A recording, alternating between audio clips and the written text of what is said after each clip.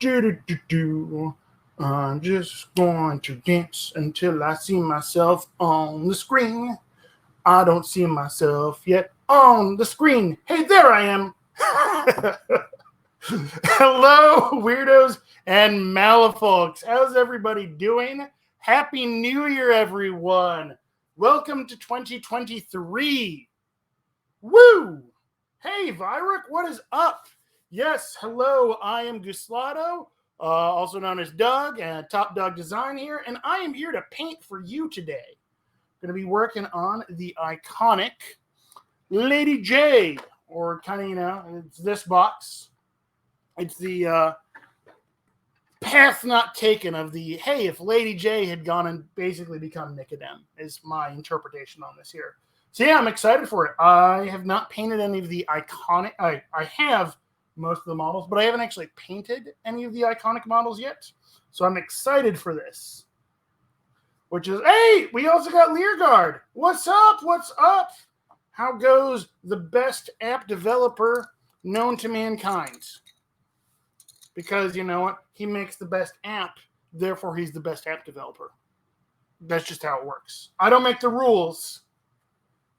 Or, yeah, no, I kind of am just making up the rules as I go along here. And I'm okay with that. Because you're watching me. So whatever I say is law. I don't know. Happy New Year! Anyway, yeah, sorry. My glasses are apparently dirty. They contain dirt from last year. So I got to wipe off the dirt from last year. But yeah, so this is the iconic Lady J, the Path Not Taken, which I'm excited to paint. Fun thing is that this plinth I've got here, not part of it originally. It is actually, and I got a few of these saved up from a Tropicana juice thing. But, you get that, paint it up, looks like marble then. And for a model this size, you want to have a plinth. But for it being on here, I'm going to, actually put her into some, yeah, I'm gonna double cork this one just because she's kind of heavy. Because she's big. It's a very large model. All right, let's get started here. All right, where do we want to get started? All right, are you stable? You're stable. Okay. So let's see. I think I am going to start with her cloak stuff there. And so for that, and this is apparently not stable because apparently I don't know how to stab things. Okay, that'll work. So I think we're going to use some of the speed paints on this. And I'm actually going to, cool little trick that some of my local painters did is I designed a model for a painting competition at my local game store. Heavy Metal Santa. If you go to my Instagram, you can check it out over there. It was really, really cool. But one of the other painters there is like, hey, this is what they use for a well palette. Because then they can, reuse it. They just pop the, it dries in there and they just pop it out and peel it out and boom, there you go. So I'm using one of those because it's like a really, really fun idea. So I am just going to mix up a little bit of this green, a little bit of the medium, and a little bit of the black there. Just a touch of black. Actually, I'm going to probably put the black in another palette. And then just grab a tiny little bit of that there. That's important stuff. So I think a nice kind of deep green cloak for her will be really nice. Yeah, a nice deep green. And let's do it someplace where we're not going to see. Let's see how the color looks on there. Okay, yes, I dig that color.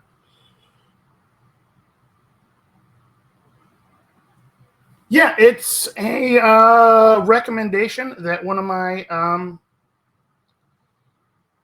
local people came up with. I'm like, oh my gosh, that is kind of brilliant. All right, probably gonna have to go a little bit darker with this, but I'm okay with it.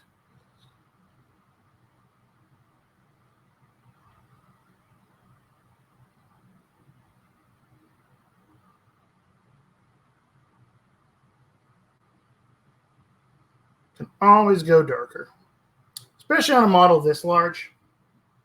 Traveling by train right now.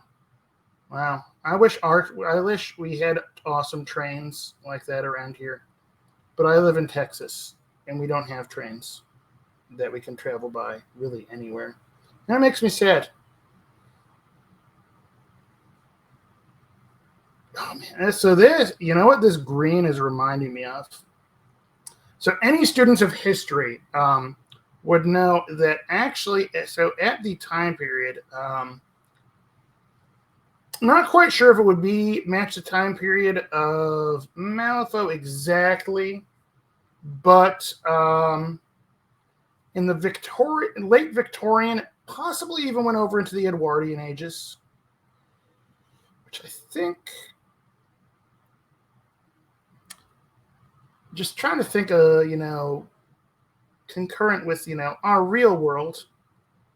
Think Malifaux kind of is Edwardian, not quite Victorian, but they had like this very green color that was colored by arsenic. And I'm looking at this color and going, okay, this reminds me of that arsenic green. So it's kind of perfect for Resurrectionist Lady J. Because this Lady J is a Resurrectionist. It's a path she decided not to take.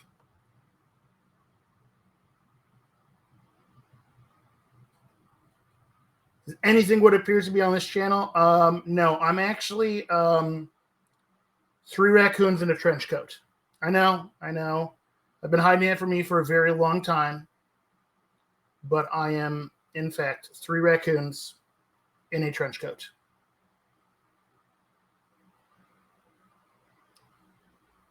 I cannot live that lie anymore.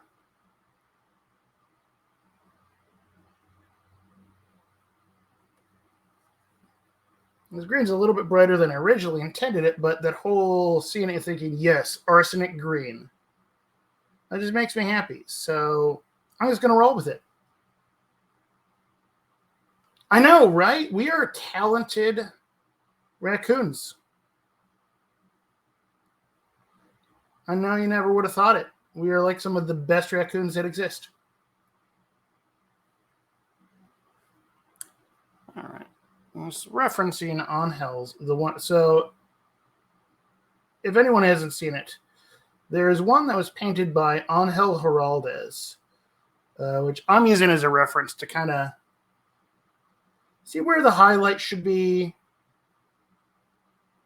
see what he painted as different things. I'm obviously going. He went with a very blue cloak here, or coat, or outfit. Because it's like kind of like a dress coat thing, like halfway between a dress and a coat. But anyway, I'm referencing that because it's a very nice reference. Hey, what is up, Carnage? My wife is also, she's 2 raccoons in a trench coat because she's really tiny.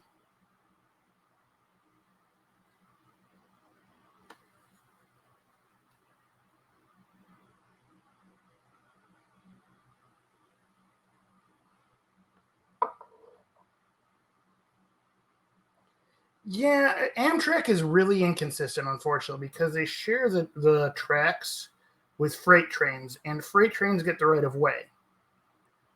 So it's really awkward to travel by rail in the U.S.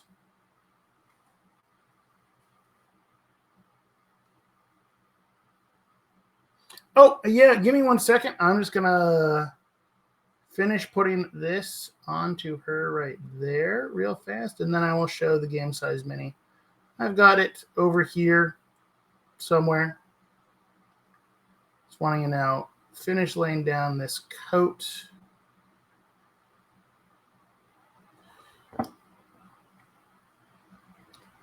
Also got to get a little bit of off of her skin there. So it does not. She is not the Hulk. She is not She-Hulk. Which, by the way, if you haven't seen it, She-Hulk, great show.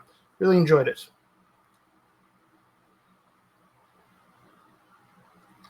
Alrighty, what do we got? And so she's got a glove on there. All right, that glove's going to be the same purple. Just that. Oh, and then I'll need her hat. All right. Oh, God. Yeah, so I used to live in Chicago proper. Like, I lived in the Lincoln Park area. And so I was super convenient to all of the public transits. So, yeah, so here, as I throw her on the ground, that is your little mini one. So, yeah. Let's keep throwing her around. Apparently, I'm just dropping things today. I can't work with little things. I got to work with big things today. Yeah, so that is Lady J.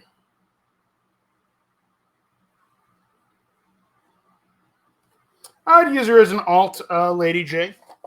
Because Nicodem is dead. Woohoo!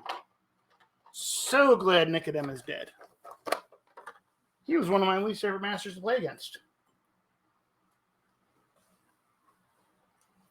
All right, let's do her hat. Mm-hmm.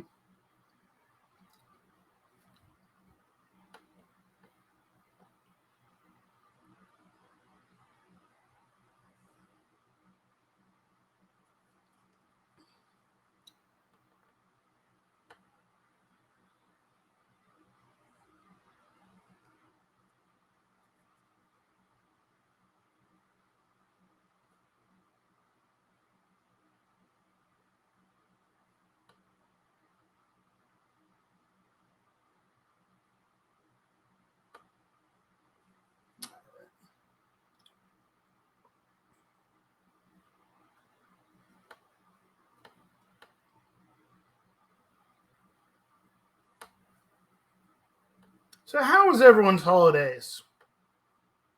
Feel like I haven't seen you all since last year. So I'm going to be making that joke for like, a couple months here. Let's be honest, for quite a while. Because that's what I do with the new year.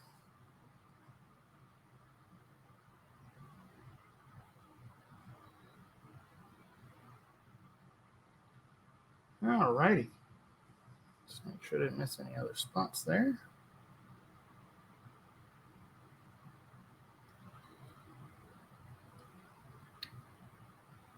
Oh, I did. See, that's why I check. Probably going to have to go back and do maybe a little bit more with this. Just to deepen the shadows a little bit there. Since it is a nice, deep colored cloak there. Oh, and I totally didn't hit the inside of it at all. Although, Angel did do the inside, the lining a different color than the outside. You know, I think I'll do that too. Seems like a good idea. Nice contrast and stuff.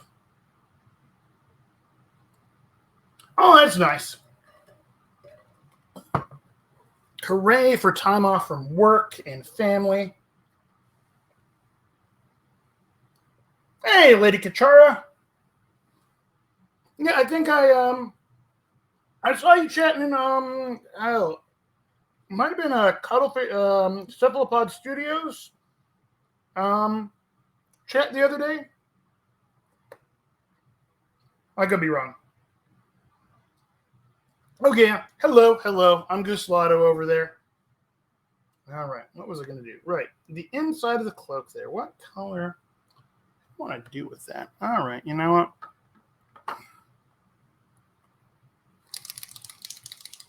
So I think I'm going to do some like purple trim on her here. So let's go with that. Let's bust out this Pro Acryl dark purple. I've not done a lot with the Pro Acryls, but so far I've been really digging these. So all right, swap this over and grab my brush. What one am I looking for?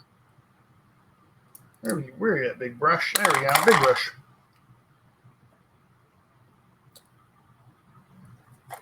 Oh, that's awesome. What area are you in? And of course, gotta get some Merlins. My favorite medium. I'm running low on this. I gotta pick more of this up when I'm at LVO.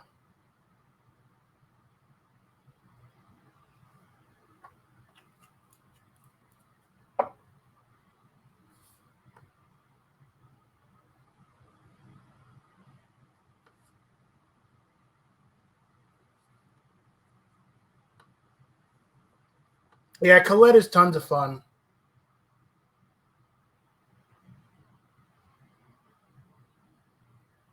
It really has a look that just... I cannot think of any other games that have a models that really tap that aesthetic.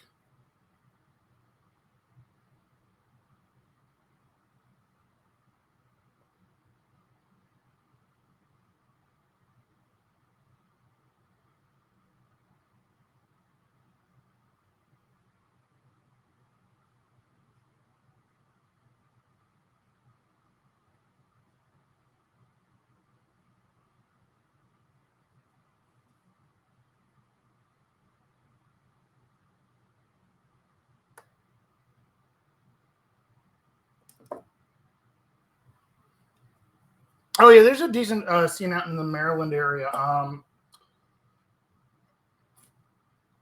Trying to, I mean, so I was actually out at Nova Open,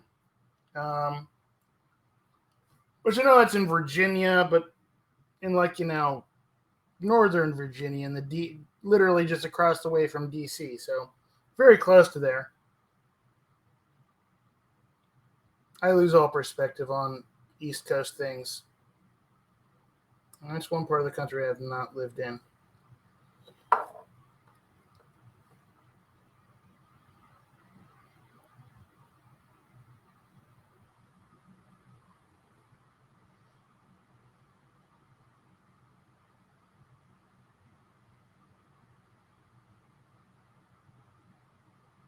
Early Unicorn. Is that you, one of my local guys there? I know that one of my local guys, who's a great, great painter, was popping in, and I always forget, screen names until I remember them. Is that you, my dude?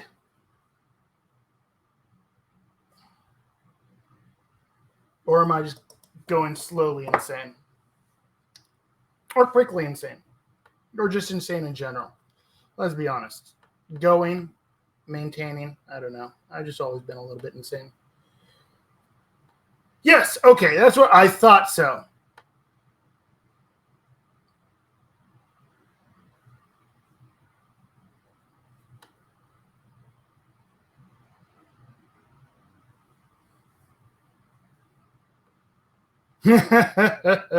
yeah, licking the arsenic green a little bit too much. Hey, you know what? At least I look at, I double check my paints, make sure they are all supposedly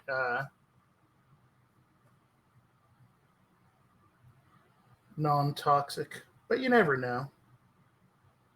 Doesn't stop me from licking them, but if it's a glow-in-the-dark paint, I obviously won't lick it. But it's also one of those reasons why I have never tried out oils. Because oils I would end up still licking my brush and going, "Ew, oil." And then I'd lick it again later and go, "Ew, oil." Which would be quite hilarious if you're watching at home. So maybe I should just do that for the entertainment value, I suppose. It's hard to get in that area.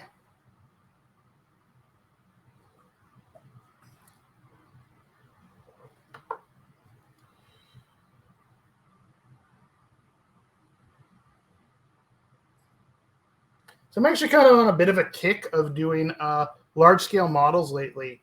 The last thing I actually painted, and I did it right before Christmas, because I was going to head out of town.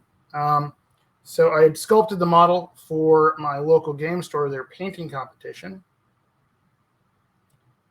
Well, I printed one for myself and painted it up as a Christmas gift for my parents. And honestly, I think it's one of the best things I've ever painted. I should really post it to social media. See, I haven't gotten around to it yet.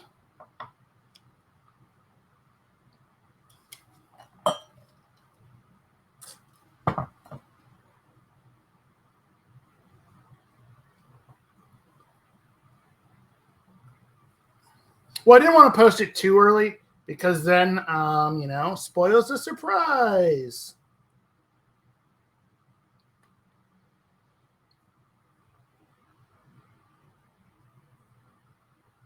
And then, the holidays were busy. The holidays were insane.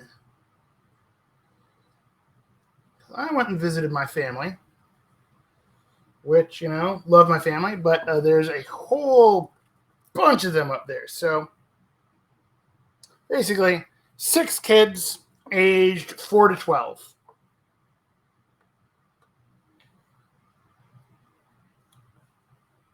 And I mean, by age 4 to 12, I mean, there was a 4-year-old and then 3 5.5-year-olds. Adopted, but I call them the triplets. They were all born within a couple months of each other, so I call them the triplets.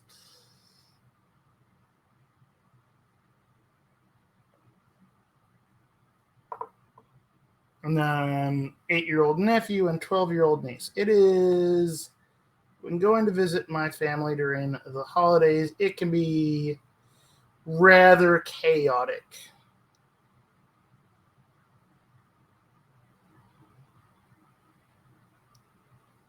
All right.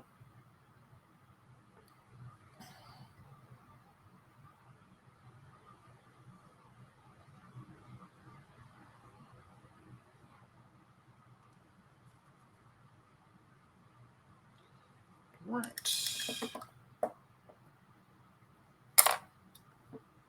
Well, I can't post it to social media right now. I'm kind of, in the middle of paint streaming, but I will afterwards. And if I don't, you can yell at me, Katarina. Yell at me repeatedly.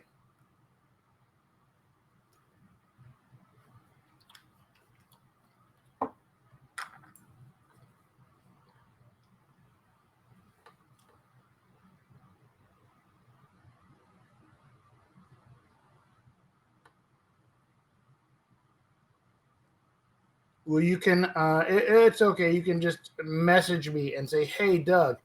And then I'll be like, because in my brain, I kind of interpret literally every communication as like someone yelling at me. Not really, but many times. Because it's hard to read tone on the internet sometimes. And sometimes I just assume everyone's mad. That's my own thing, I suppose. All right.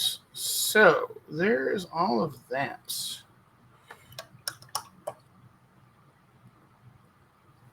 So we got that on her there. Let's go with, I'm going to do her hair.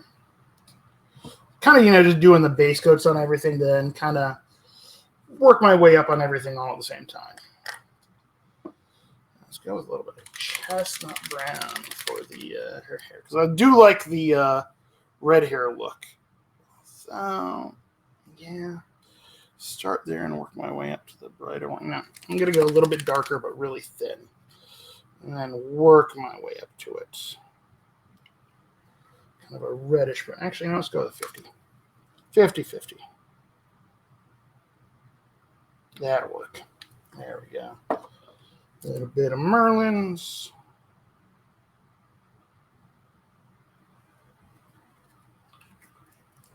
Scabby thing. There we go.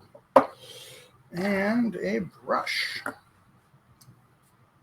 Let's mix the paint. Time to mix the paint. All right, that'll work.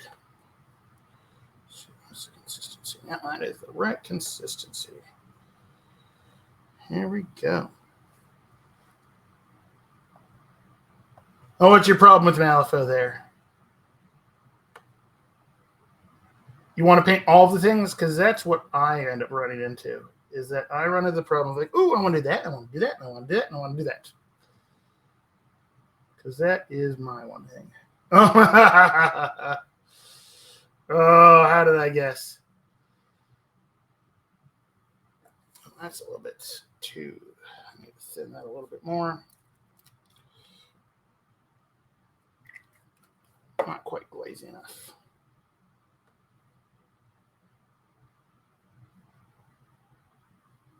Yeah, I've got, playable crews in almost every single faction, so.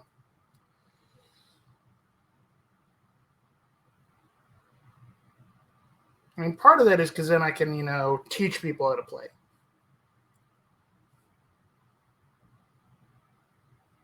Oh, hey, you are person after my own heart. I started in Arcanists back in early 2nd edition. Eventually moved over to Neverborn as well.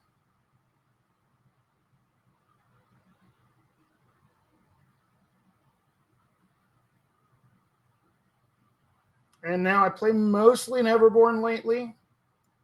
But one of my favorite masters, Marcus, is dual faction Arcanist and Neverborn. So still feels like, I'm playing Arcanist a little bit.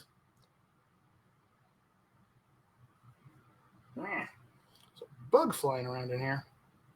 Why is there a bug flying around in here? It is the middle of January. Why is there a bug?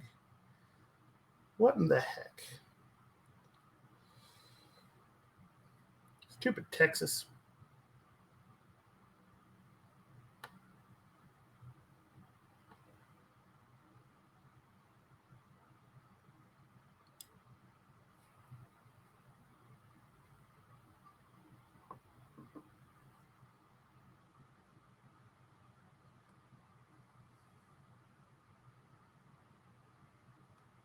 Well, so Easter and then so Black Friday, Easter, Gen Con tend to be the big ones.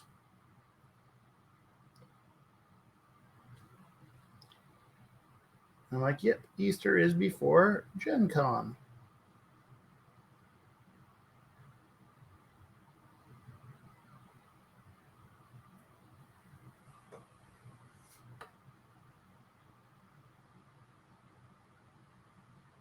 Curiosity Killed the Cat. Yes, the Curiosity Killed the Cat is a delightful kit. One of my favorite Nightmare boxes.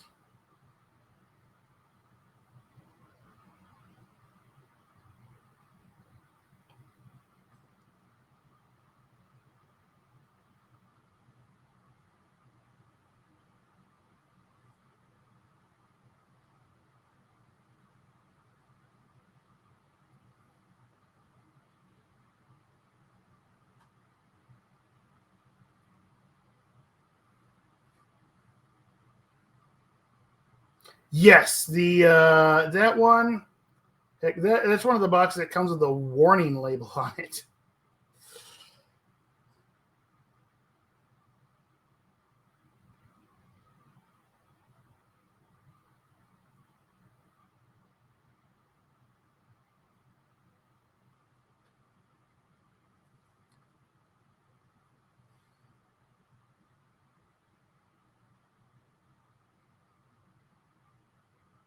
So I think the models other than doing models on the stream here, I think the ones I really need to finish up. I got to finish up the couple I have left for the witness keyword. I've almost got that all painted up. And then I think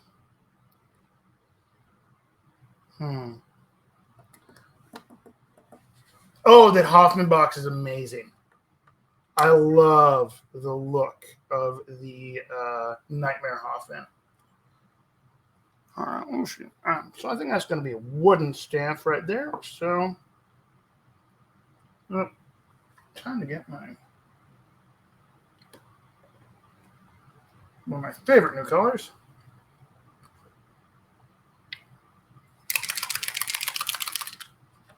Busting out the hardened leather.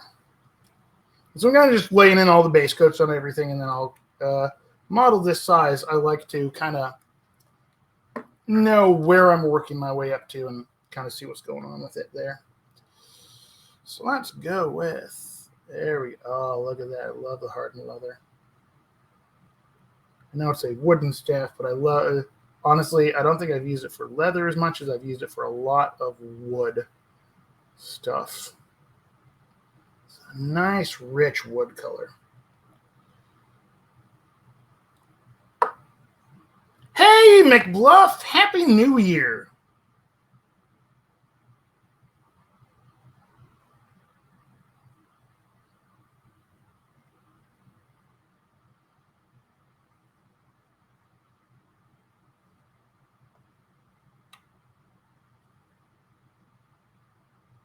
How were your holidays, McBluff?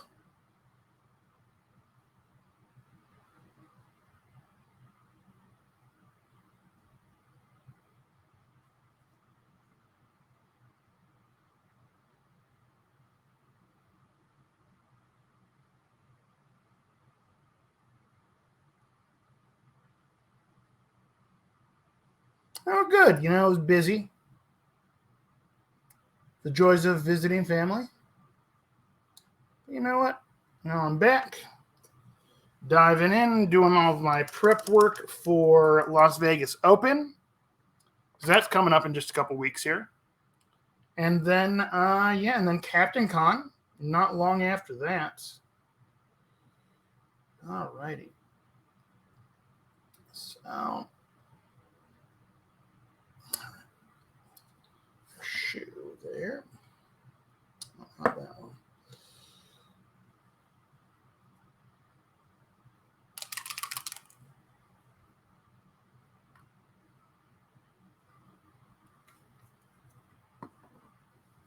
Yeah, so I use it as this is something I picked up from another local painter.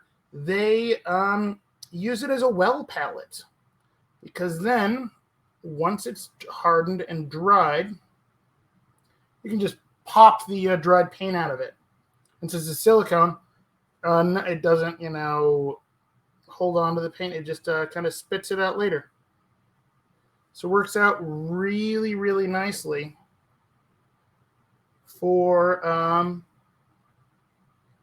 a well palette for things like when I use speed paints.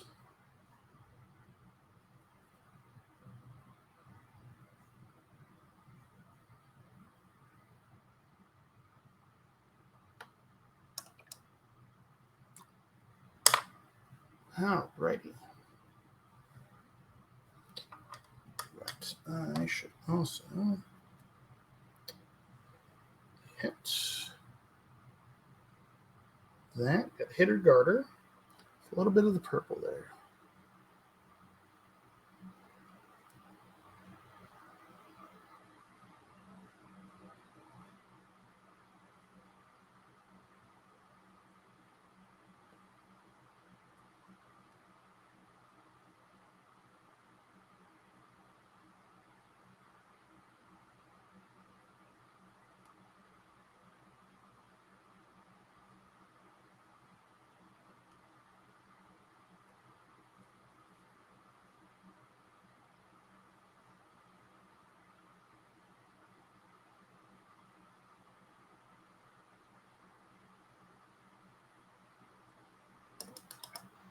Oh, thank you. Yeah, I'm just laying it in quick so far.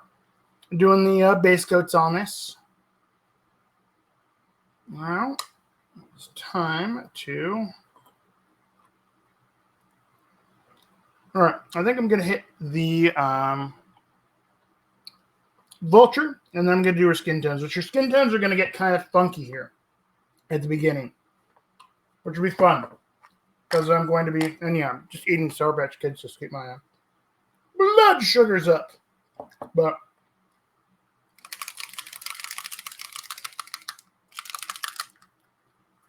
so for the Vulture, I'm going to definitely be doing the black highlighting with the aqua that I like to do that I've showed it on this channel before. I like doing it.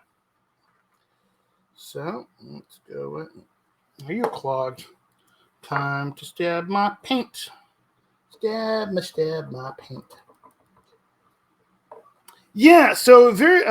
I realize that as I'm working through it, it definitely looks very Sheamus. But I mean, the whole idea behind this is, the path not taken, and the idea is that hey, had she become leaned in and become full resurrectionist instead of kind of repenting and becoming guild, I feel like she would be the ultimate reser. Let me see. She stayed, become. Ooh, Madame Reaper is a good one. I like that.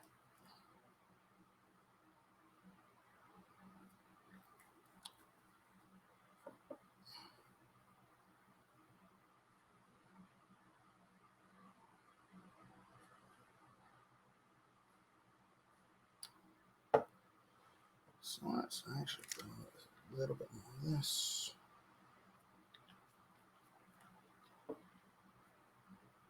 There we go. I do like Madame Reaper for it. That is what I will call. I think that's a good name for what she would have been. Because she kind of strikes me as she's really the ultimate Reser hunter. So if she'd, stayed at being a resurrectionist, I feel like she would have been the ultimate resurrectionist.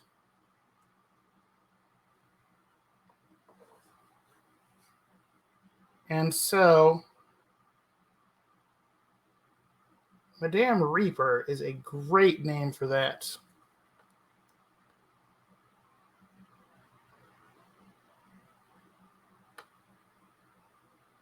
So that's why we keep you around, McBluff. You come up with all the great ideas.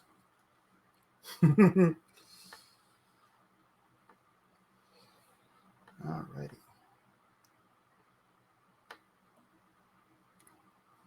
Let's get it a little more thin.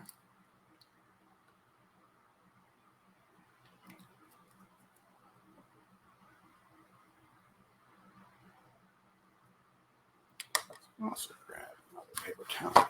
Splattered something on my wet pellet. Let's get rid of those wet pellet minefields. There we go. Okay.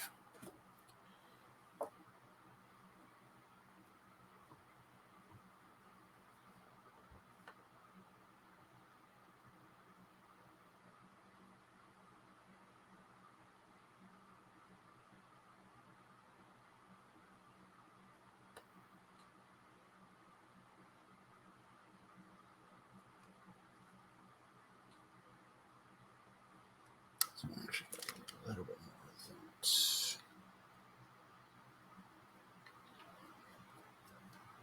that.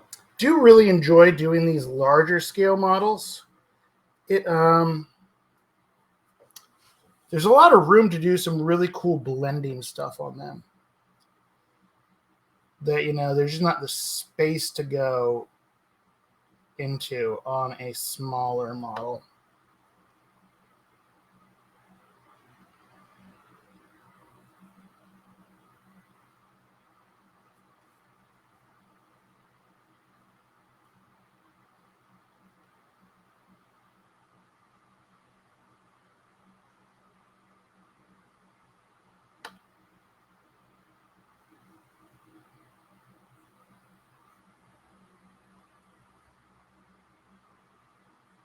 And yeah, we're just being, a little sloppy with this right now. It's okay because we're early. Get those base coats in. And then kind of, go up to where we want to. But yeah, so I'm doing the kind of the black highlighted with teal for the vulture. because if you look a lot, I mean, I do that on a lot of hair, or doing it on feathers here is nice because you take a look at like bird feathers. A lot of times they have that kind of iridescent look to them there.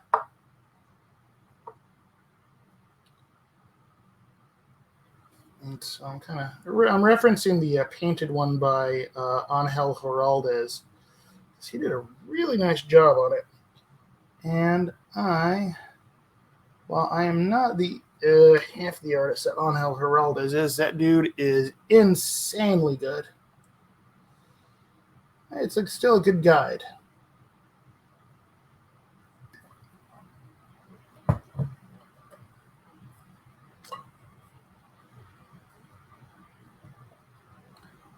Let's see.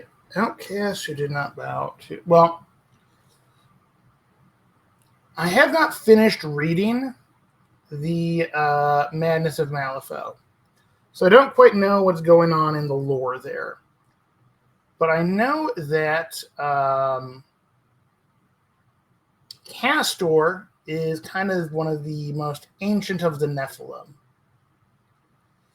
And I don't know where he stands on Titania, because I haven't gotten that far yet. So, we shall see. Now, I personally love Titania. Long live the Queen.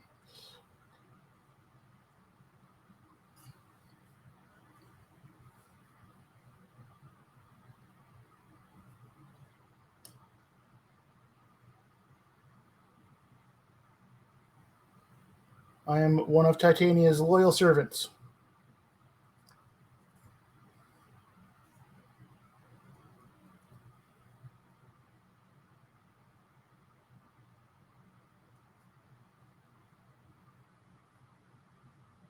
Episode 6 of... Hey, yeah, so, you know what? The...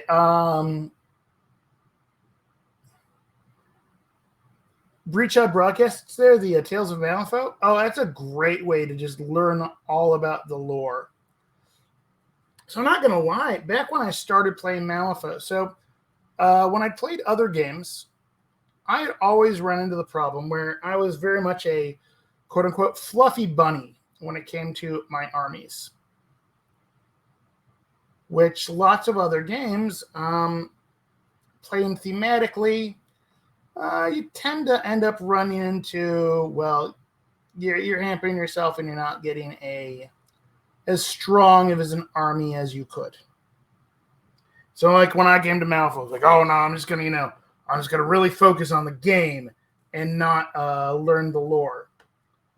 Then I started learning the lore and absolutely fell in love with it. But conveniently, especially in 3rd edition.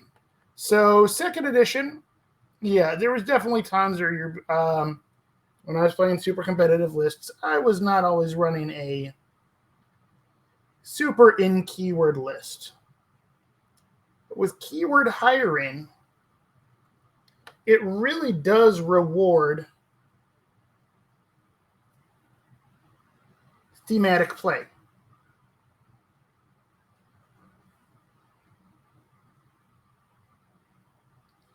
Because paying that at a keyword tax, you really gotta, plan on that.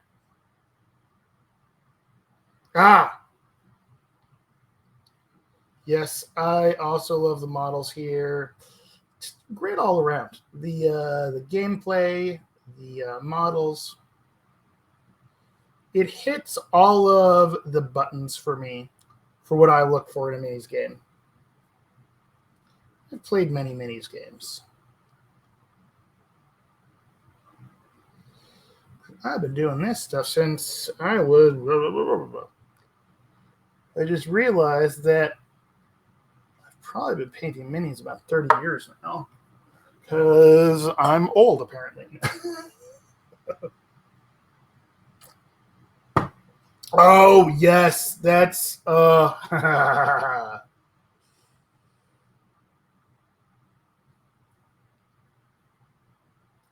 Yes, Lord Chompy Bits is the Tyrant Nightmare.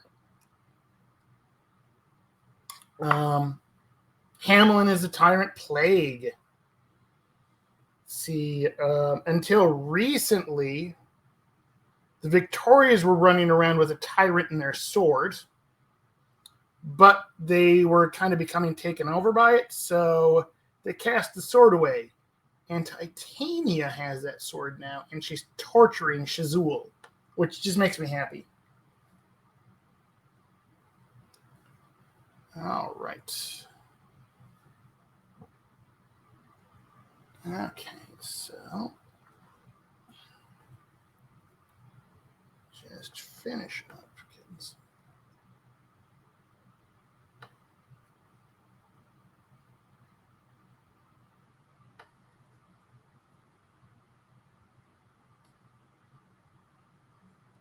Now, I also haven't finished Manus of Malifaux.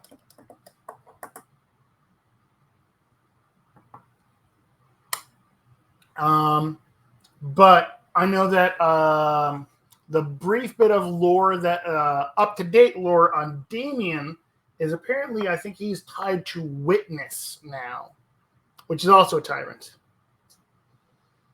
All right, so got all of that. Got you, Mr. Birdie, there. Let's get a little more in that area. So then, let's do that rough there, which I'm going to do in a light blue. So I'm going to actually make that kind of whitish there like they did. Let's see, which I think I will go with. All right. Let's grab these. What do I got? Blue. Try that blue. Snow. Shadow. Yeah. Let's actually go with this one. And there we go. Yeah. So now we're going to get kind of funky with some of the colors, because I'm going to do a very cool blue for that, but do it all the way up to white. So it's going to get funky up in here for a minute. It's going to look weird.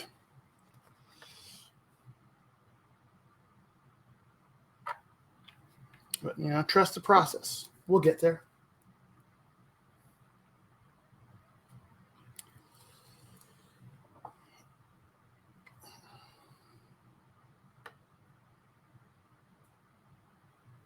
And after I'm done painting here, I've got to finish up doing Las Vegas Open prep stuff. Because I'm running the Malifaux events at Las Vegas Open again. Which, hey, everyone should come to Las Vegas Open. It's good times. Come hang out with me and all the awesome people. It's one of my favorite conventions to go to. Still have tickets available. Last I checked, there were still good deals on hotels.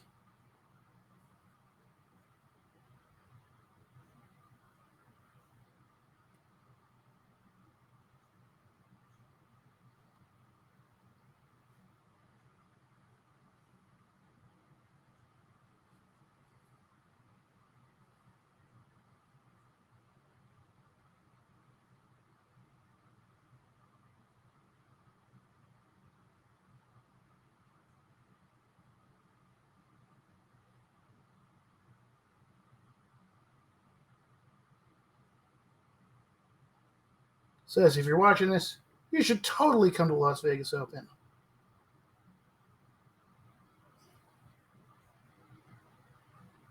Oh, yeah, I hear you there. Well, it does help that I am self-employed and that, you know,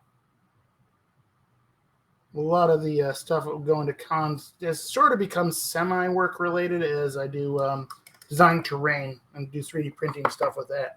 That's what my job is now, so that helps.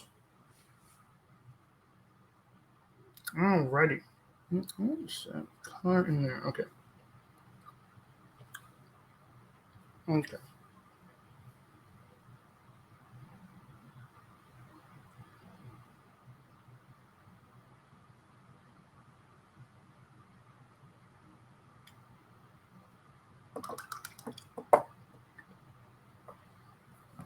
I love terrain.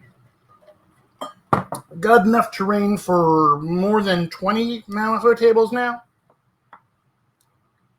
So just a couple tables.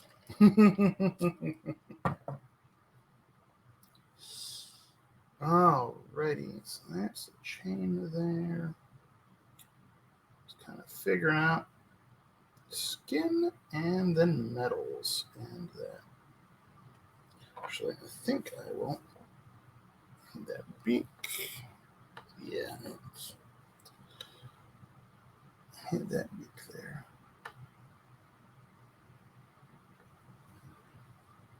I do have kind of a blacker beak.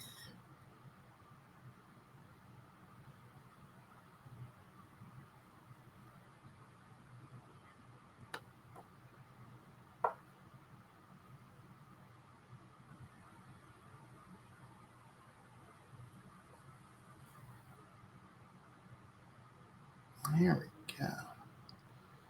So I got, all the LVO prep work. And then immediately after LVO, I'm going to Captain Con.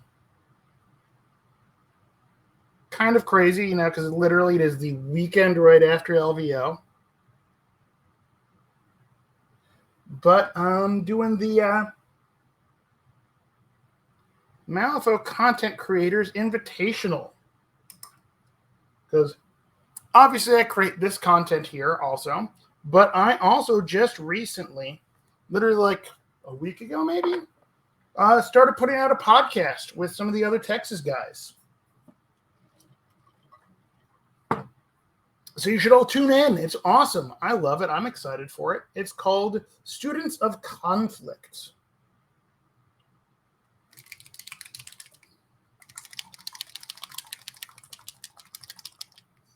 Yeah, let's go with the... let's hit the metal stuff first. All right, where'd you go? Steel, gun, metal. Where'd you go, Bullet Betty? No, that's platinum. Oh, you're hiding back there, aren't you? There we go.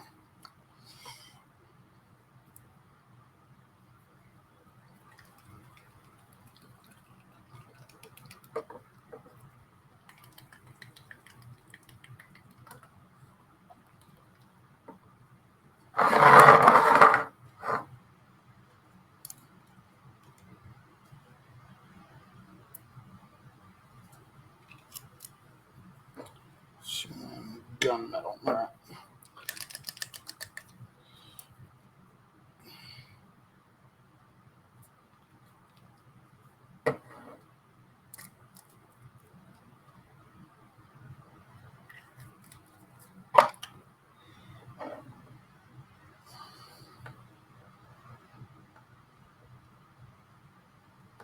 That'll work.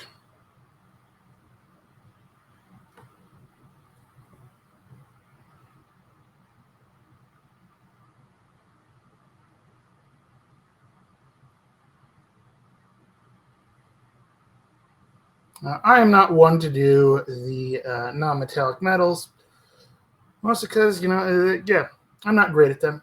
I should learn how to do them a little bit better, but you know what? Most of the time, I'd rather just do metals because they look better more quickly.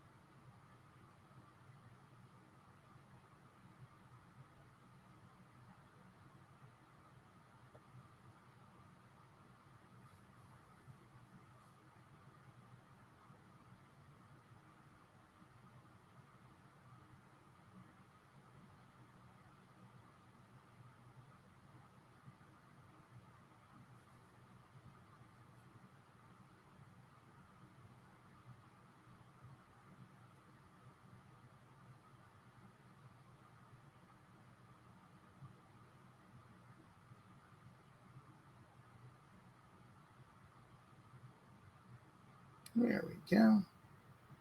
Kind of getting all the colors established here, and then we'll be in.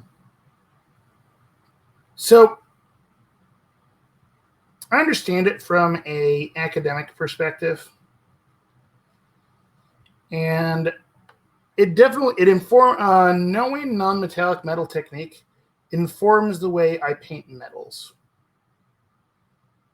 Because when I'm painting a metal, I tend to end up then using the metallic paint, but I lay in the highlight metal colors where you'll be laying in the non-metallic metal highlights.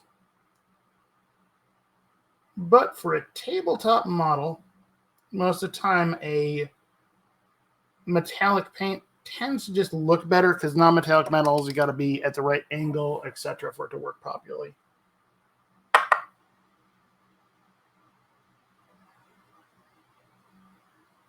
Well, so here's the fun thing, and hopefully if you look at a bunch of my terrain, Will, a lot of my terrain is actually a combo of old school hobby terrain where you build something out of existing stuff like Scotch-Brite pad hedgerows or, aquarium plant trees, or combine that with 3D printed stuff. Because that's where I come from, the old school build, the old school techniques, but with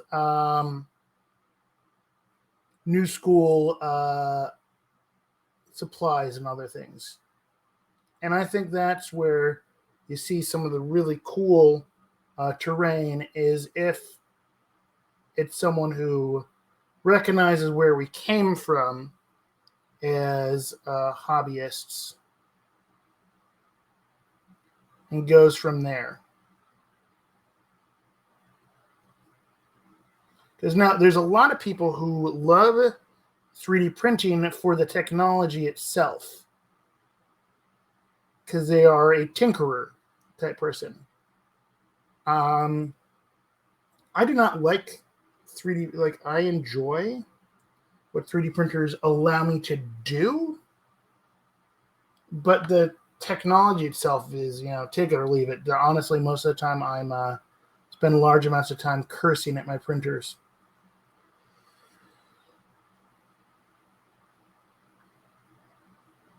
I wish it were a little bit more turnkey of a we're getting closer to turnkey stuff with it, but we're not quite there yet.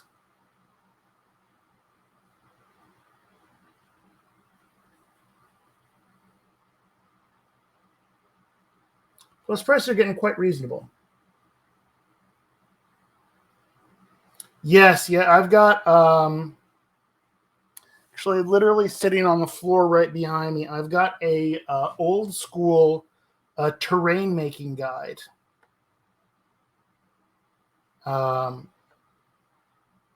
when I need some inspiration for, hey, what should I make next? I open it up and find, hey, I used to make terrain like this. Cool. How to combine it with modern materials. Nice. Yeah, I've got my airbrushes over here.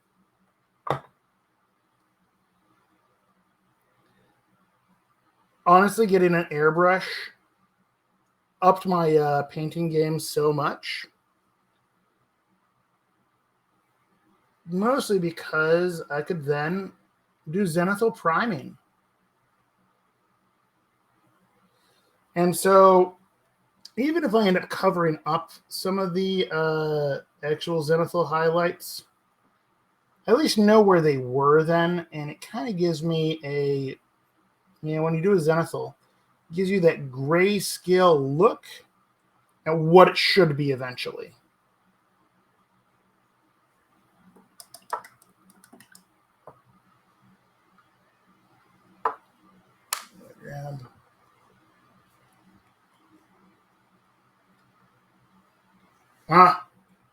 What kind of airbrush did you get?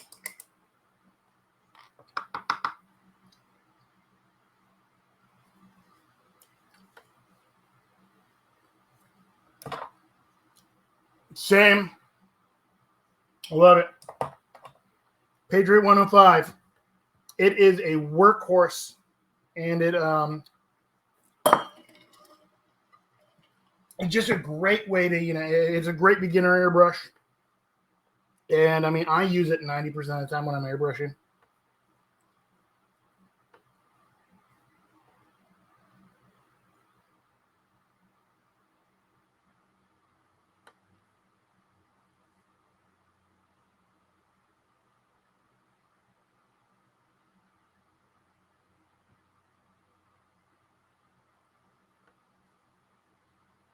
All right.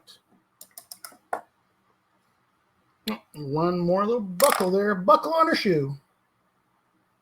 Oh, fancy spray. Oh, nice. So so you can't really see it there. So I've got this. Can you see it on the screen there? No, you can't. Let me see. What do we got there? Yeah. So I've got my fancy 3D printed LED light arch here that I designed, printed.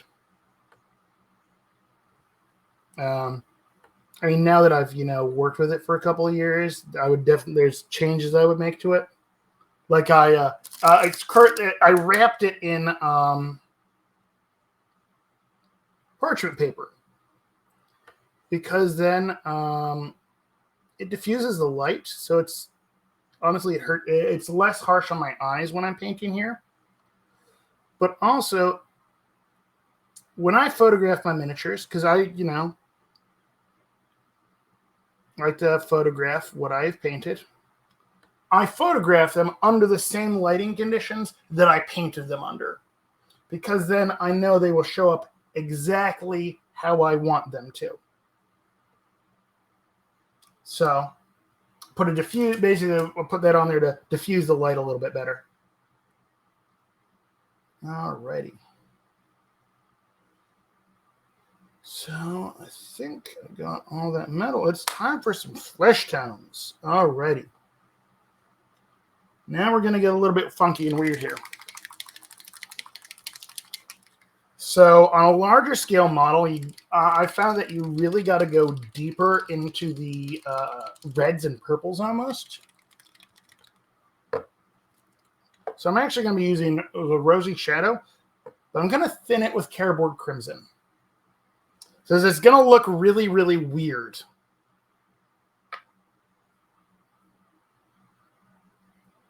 This is going to look kind of funky for a little bit here.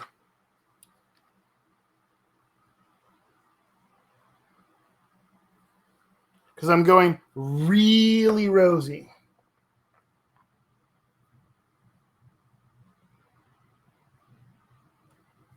Yeah, so I think honestly, the best painting stuff that I see is embracing the new, but not forgetting the old. Like, I was very anti-contrast paints for a while, but honestly, it's because, GW stuff's really expensive. But I've been using a lot of the speed paints here because they just lay things in really, really quickly. And so that's nice, more of that. The faster you can paint. All right, yeah, this is going to be a funky color.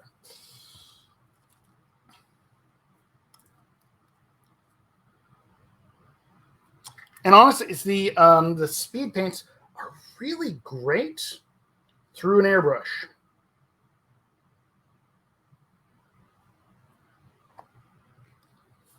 So yeah, so that's what I'm making there. I'm making it's a pretty funky color.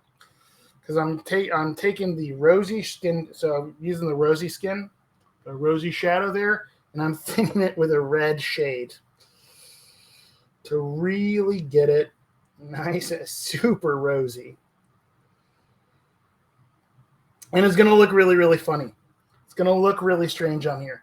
But for a larger, I found that for a larger scale model, you got to go deeper into the shadows and the really embracing the red helps to give it a nice look.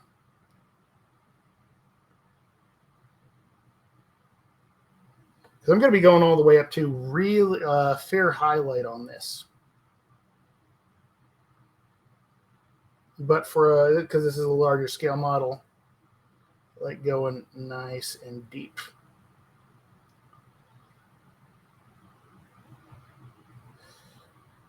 And the other thing I'm planning on doing, which is going to be fun, we'll see if I get far enough on it today, is I am going to, because obviously, so she's wearing a stocking there.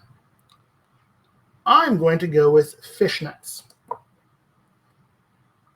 And so I'm going to freehand some fishnets on there. That'll be fun.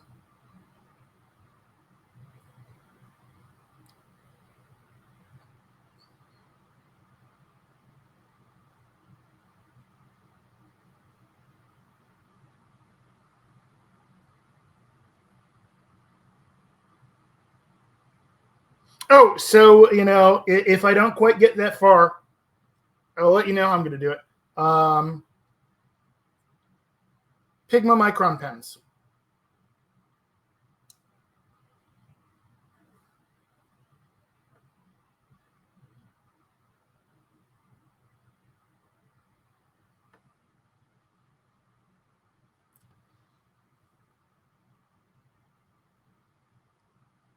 Probably sketch it in with a pencil on there.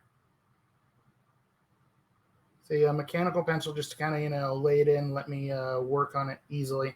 And then I'll be using, give me a second, let me just finish up. So make a mess all over this there. Yeah, there we go. Okay, super pink right there. It's kind of funky. So I use our Pigma Micron pens. Basically, it's a permanent marker. A lot of illustrators use them, but they have a very, very tiny, I'll pull this out right there. Super tiny nib. Like the nib on this is 0.2 millimeters thick. So those are great for laying in. I use those for doing pinstripes. I use those for doing freehand on actual writing on a book. So yeah, it's one of those little secrets I learned a few years ago. I'm like, oh my God, it just makes things so much easier. And I'm doing fishnets on here because I find doing the freehand better than doing the trying to make it look like a translucent stocking. Yeah. I'm doing it because it's easier. There we go.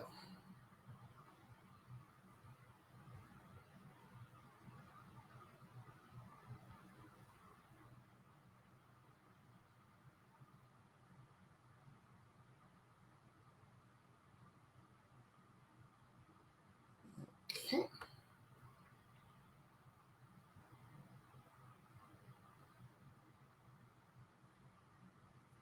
Yeah, and that's why I'm doing fishnets, because the fishnets have holes in them.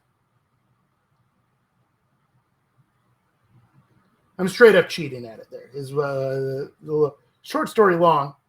I'm cheating at it. I'm doing the easy method. Being all cheatery on it.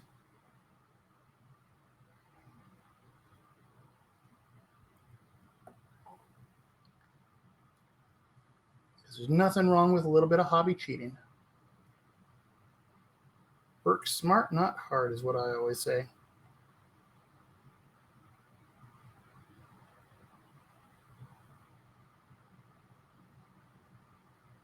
Go. And there.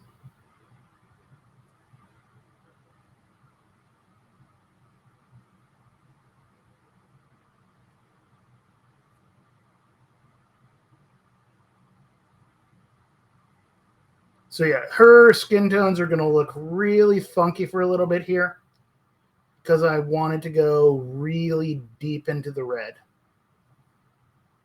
It's going to look kind of funky for a little while. So trust the process moment.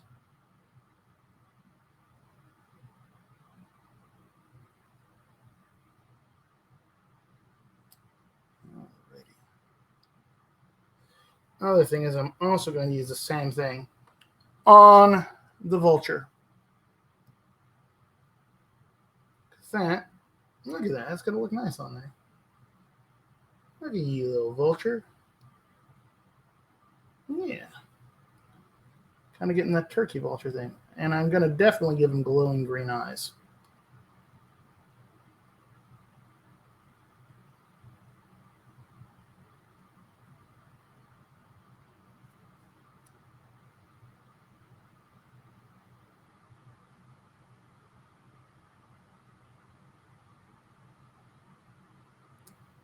Do, do, do, do, do, do, do, do, do. Do, do, do, do, do, do. So the colors are a little bit all over the place right now, but I enjoy it so far. All right.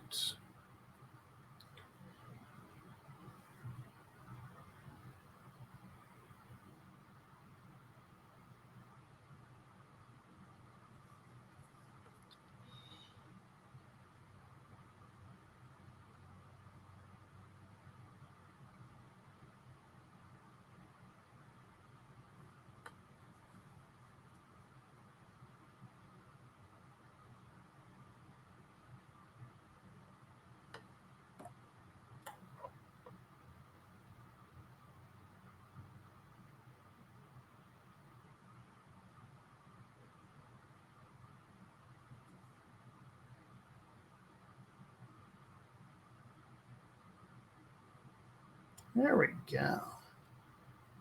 Gotta go back and do a little bit more on. There we go.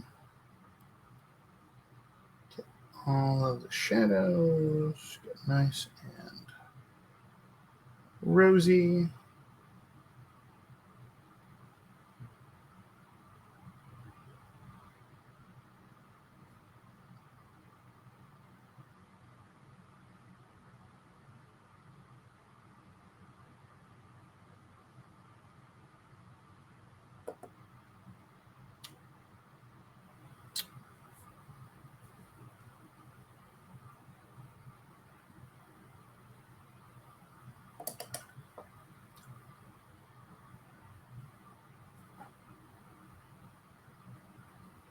That goes.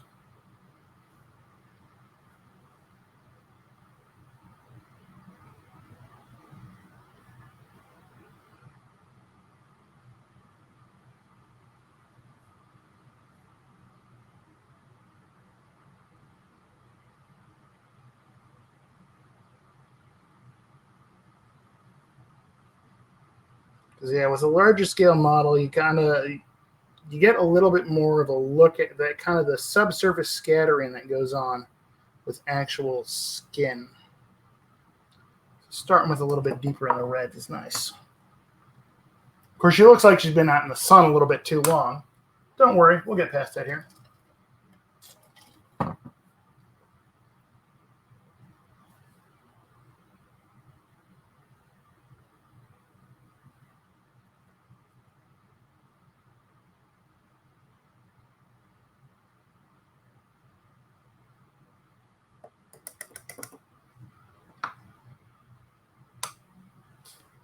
All right.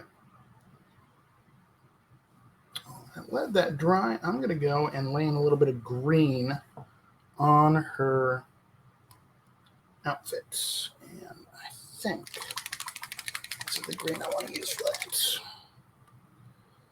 Yeah. I think I go with this one. That'll get nice and thin and glaze that in. I'll hopefully not wipe out my highlights, but add to the shadows too.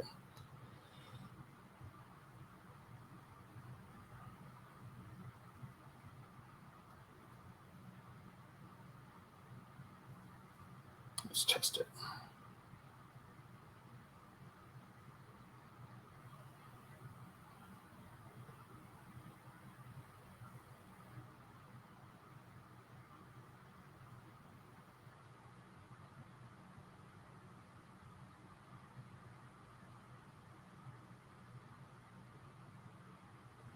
Okay, yeah, I just need to thin you down a little bit more. Good. As I talk to myself and the paints. There we go. That's what I'm looking for.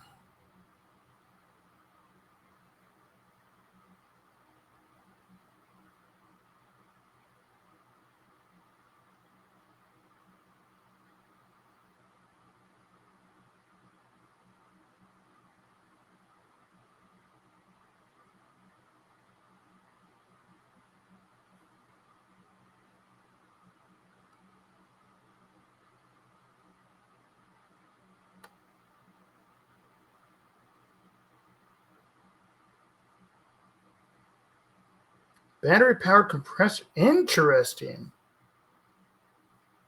I will have to look into that. I hadn't heard of that one. Ninja makes some good videos. I'll have to look into that. And I've got my little Harbor Freight compressor that's been doing great for me for a couple of years here. But honestly, you never know when one of those is going to die.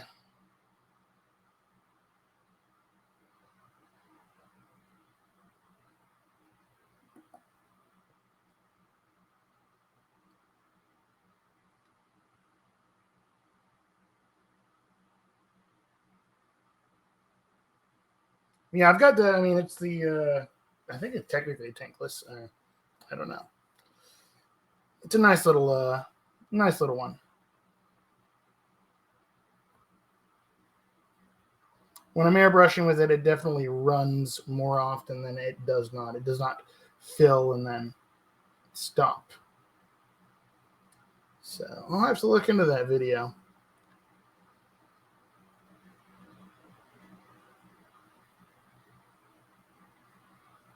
Always up for upping my hobby game, as it were. This is making a really nice, rich green. I'm really feeling kind of I'm getting strong arsenic green vibes here.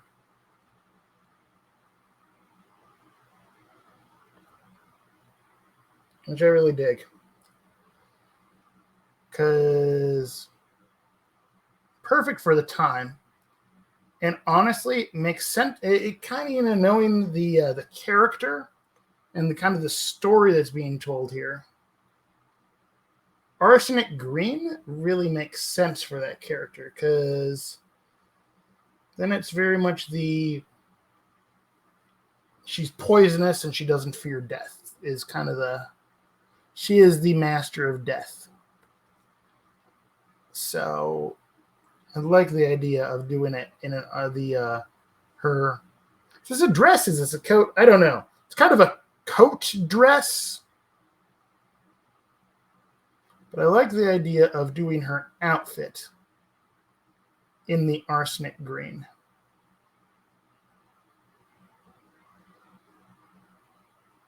Because it really fits the time period. And I just painted on. I just went painted outside the lines there. I have to go back and touch that up.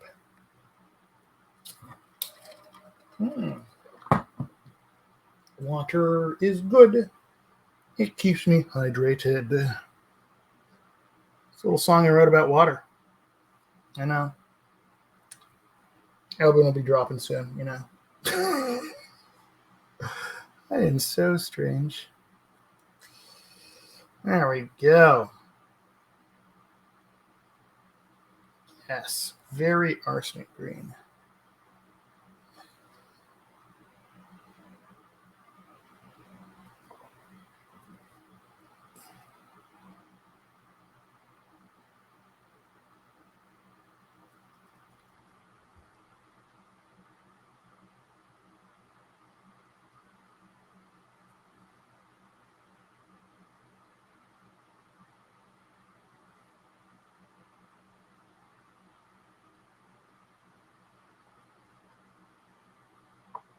And I'm totally going to pretend that doing arsenic green was my idea from the first place.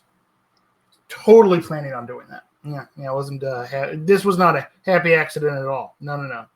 Totally meant to do it.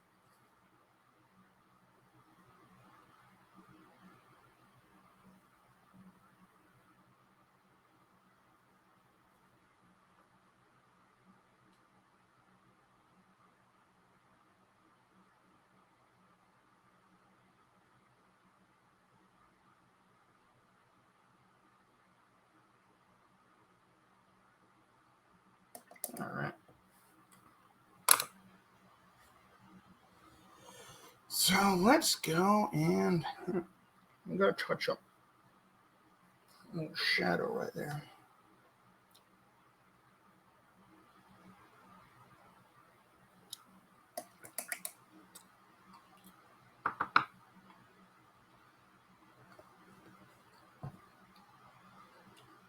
All right, let's see. There we go. Rosy shadow.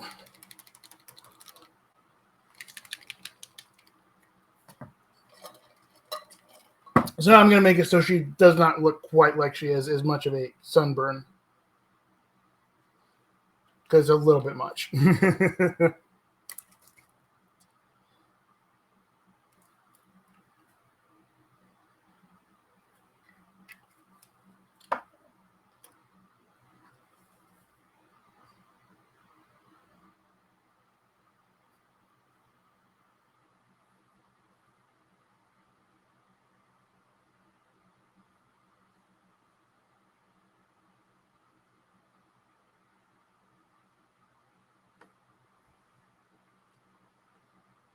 So a little bit thick. Sing down a little bit more.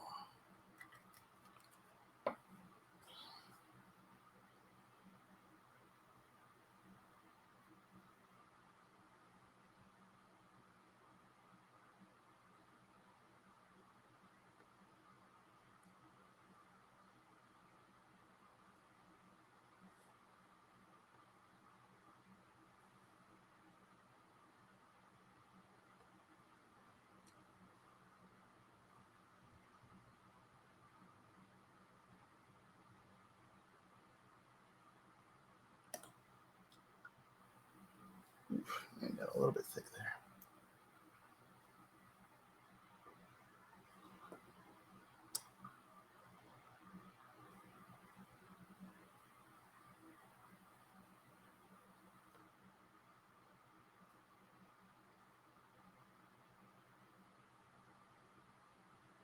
There we go. That's better.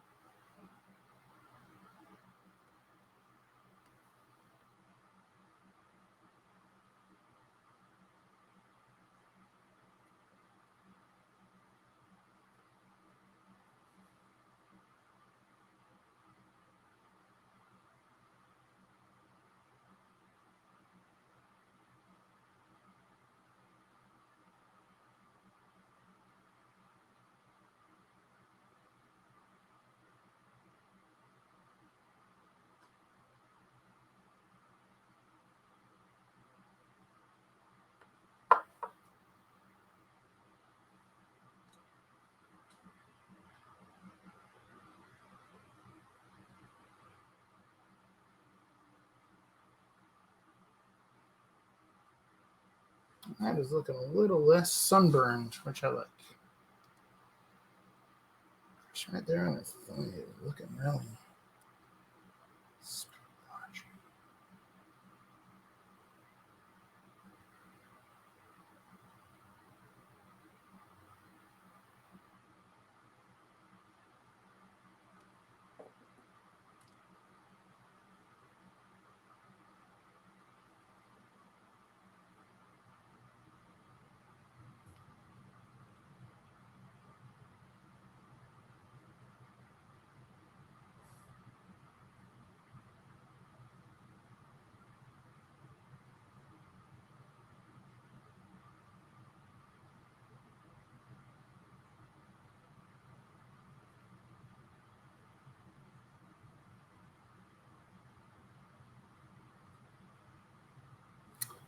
Alrighty. So what's everyone else painting up right now?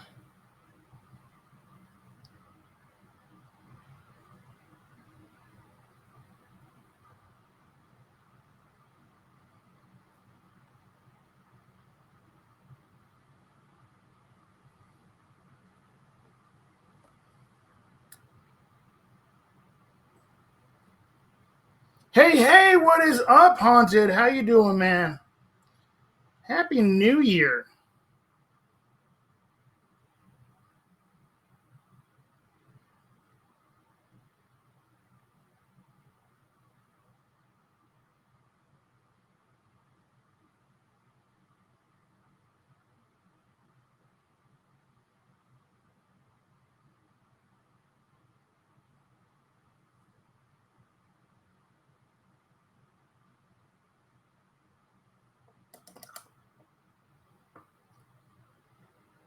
painting the Coryphene. Nice. That's a fun model to paint.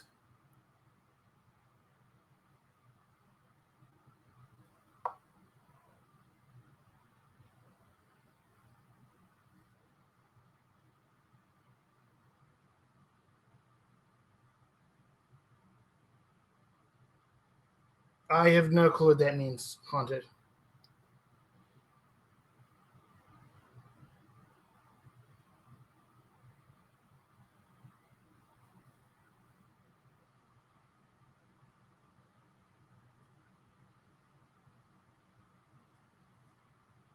Ah. Gotcha.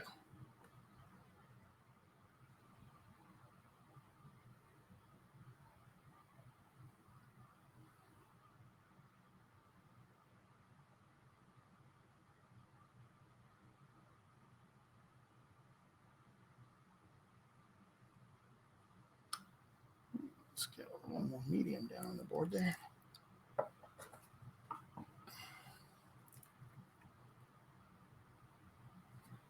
Should probably add a little more water. My wet palette seems like it's drying out a little bit.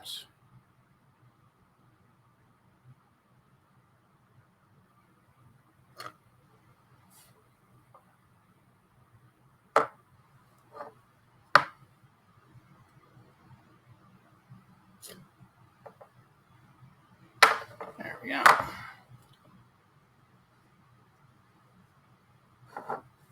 Oof. Yeah, it's something I could not do that. I would get obsessed and then do no work. So I can't play video games anymore. I just can't do it.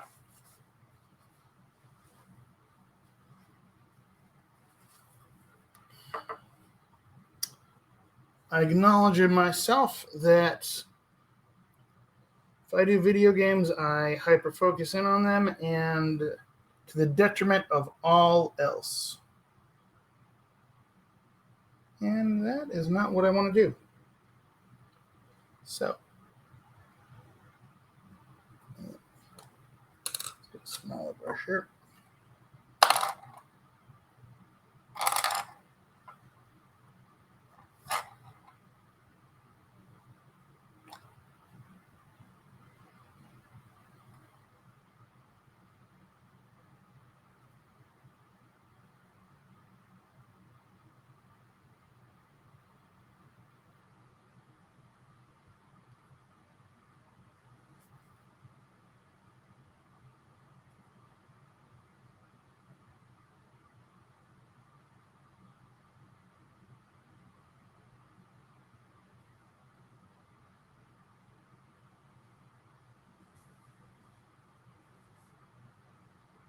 Yeah, the problem is I can't. I just am unable to step away. So I'm going to be at my computer. I might as well, instead of playing a video game, I just sculpt then.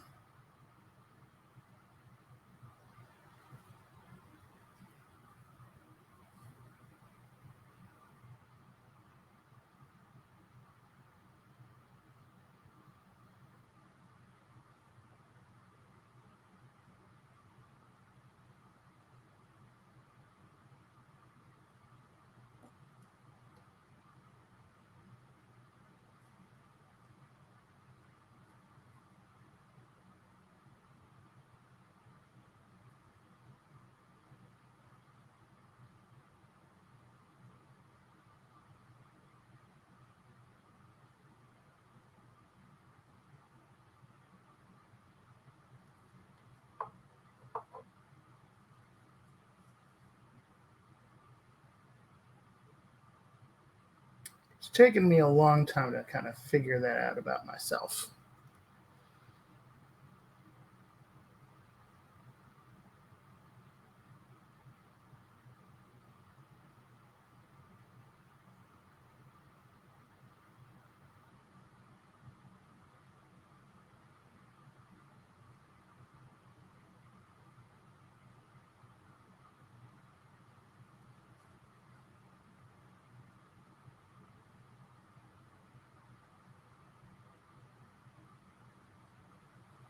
Yeah, it's starting to look better.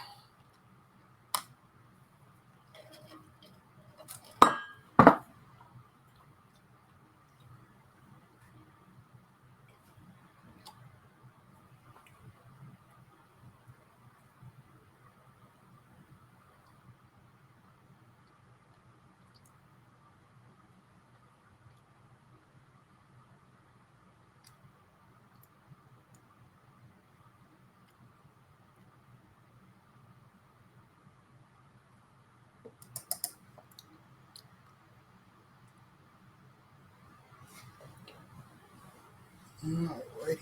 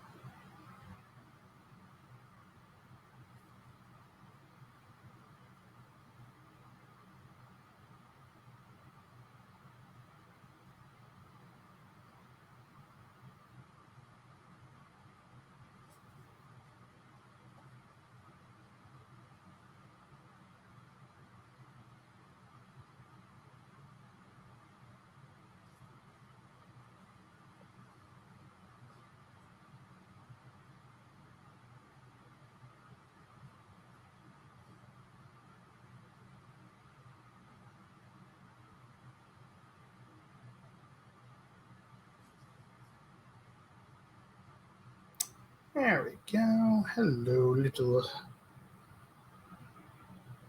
vulture dude.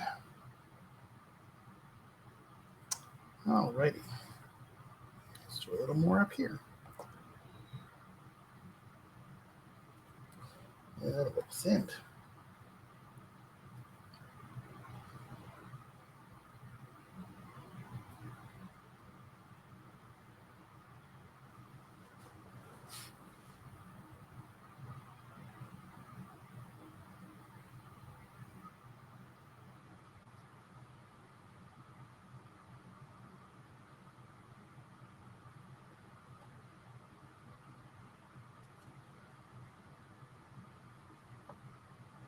Alrighty. Sit you down. Sit, stay. Good boy.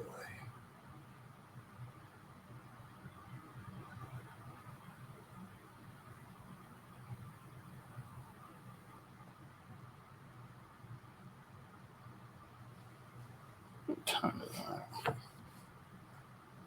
Plenty of time is this.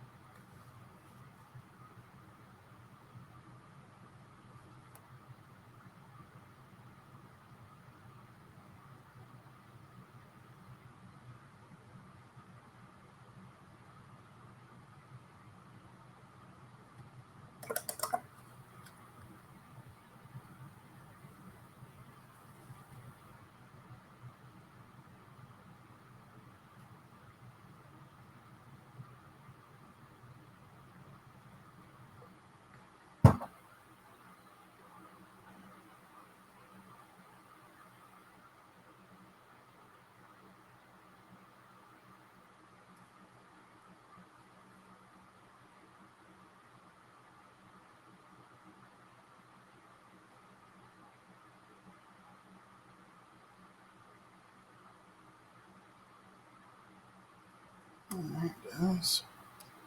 It's coming on.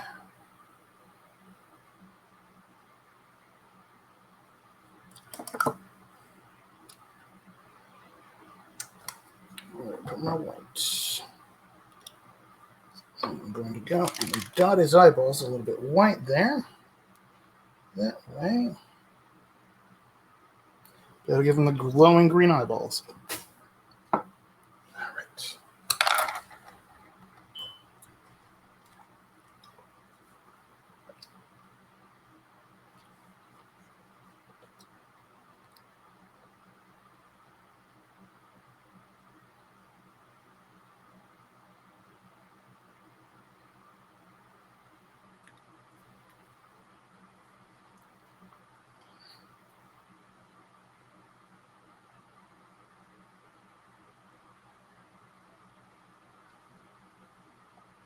There we go.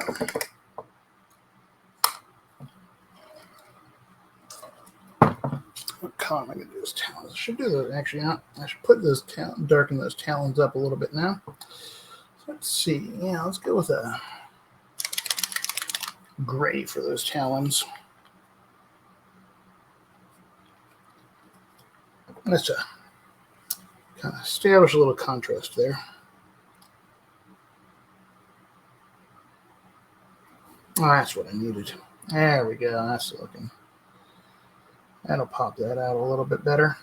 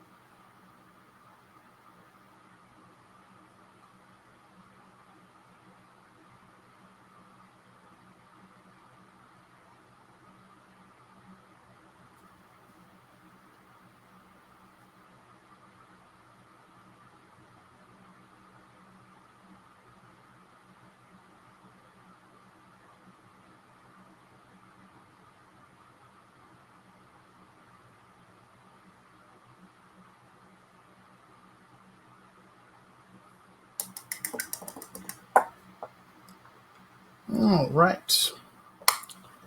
Let's go and do a little work on our hair then. Actually, let's go underneath.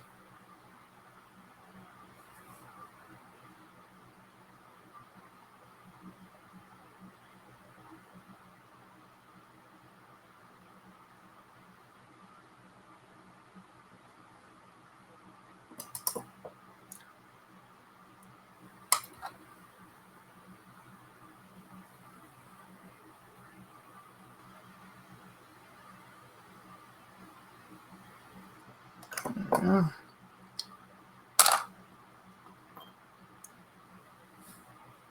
All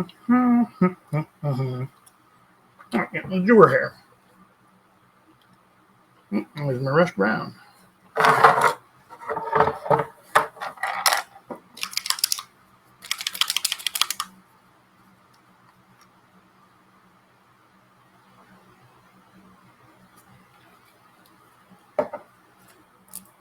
little bit of medium. There we go.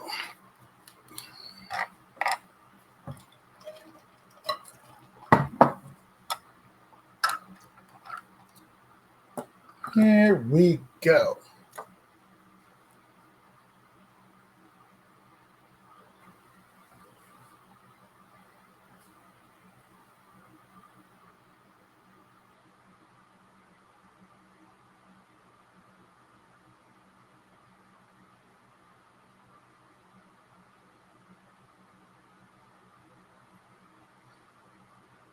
Yeah, we are. The one from Angel does go up to very bright orange almost on there. Not going to go quite as bright as he did there. But definitely going to use it as a guide. Definitely going a little bit brighter than the even this one is. This does make for a very nice red for red hair. I do like this red. By red, I mean it's a brown. It's a very nice rusty brown, which is convenient because it is rust brown. Alrighty. Where are we at? Let's actually keep going on this area over here.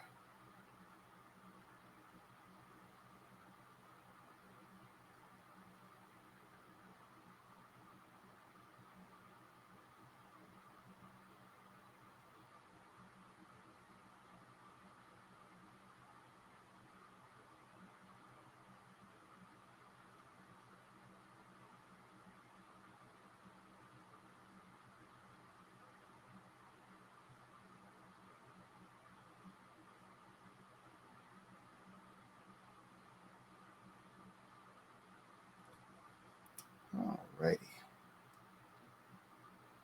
Yeah.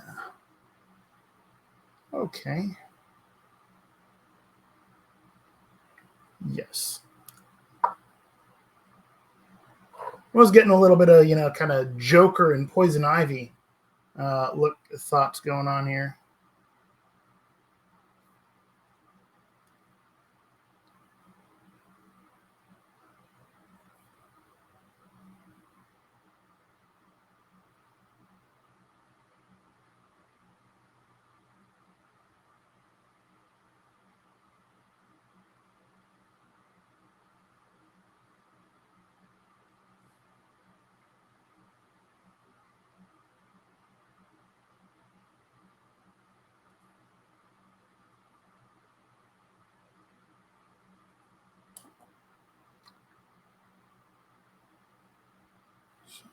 Here we go.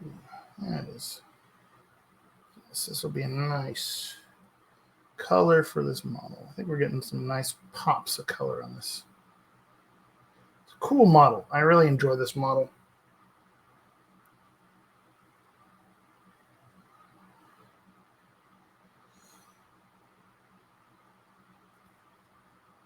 I think if I've got to pick which iconic model to paint after this, because you know what? I do really enjoy these. And if I had to say, hey, you have to paint an iconic model after this one, I think I'd go with Dreamer. Because I think of all the iconic models, Dreamer is my favorite of the new iconic line. And I picked that one up at Gen Con. I haven't painted it yet. But just so you know, it's got the whole Calvin and Hobbes thing going on. So that will be tons of fun. I will need to go back and reference some of my old Calvin and Hobbes books that I've got to really, decide what color palette I want to do on that. Because I want to pay homage to Calvin and Hobbes riding in the wagon down the crazy hill, practically killing themselves. It's glorious and beautiful.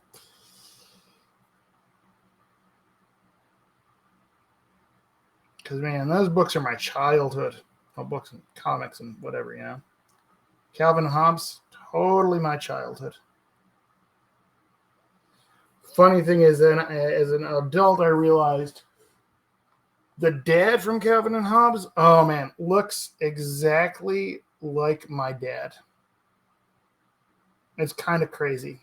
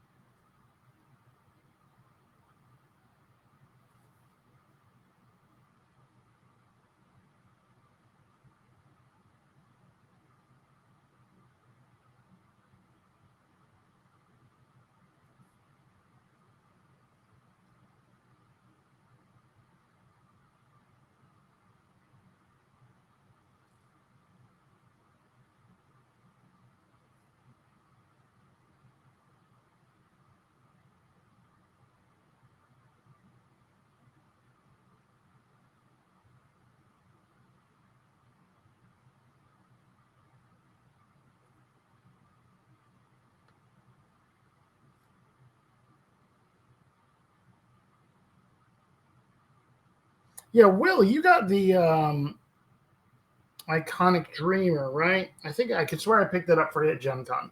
I might be going slowly insane.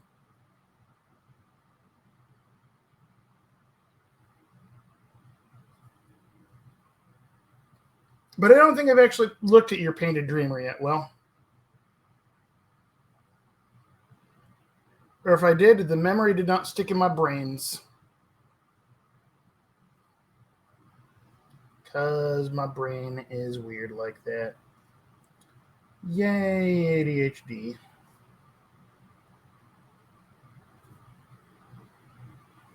Got plenty of, useless information in my head, but nothing useful.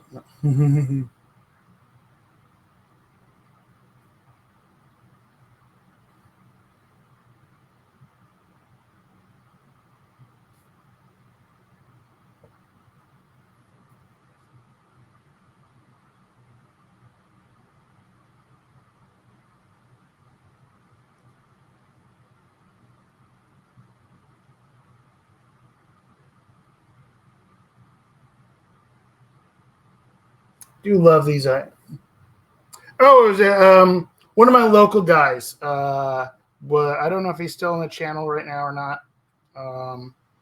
Harley Unicorn, one of my local guys, Will, comes out to my game shop. Really good painter. Really awesome dude. He's doing a really cool Christmas-themed Dreamer Crew.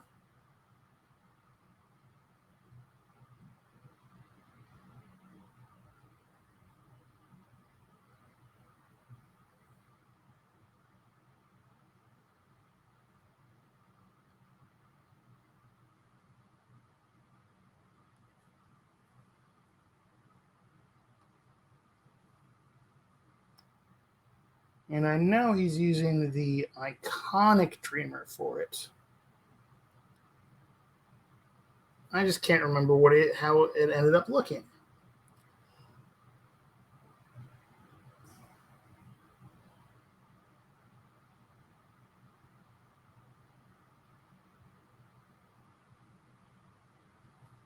There we go.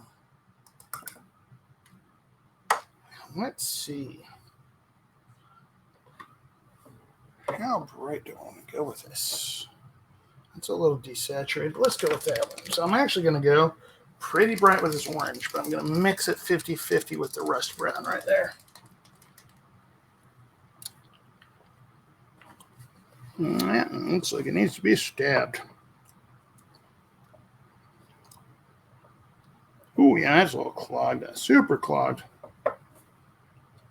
Ooh, I don't know when the last time I used this man was.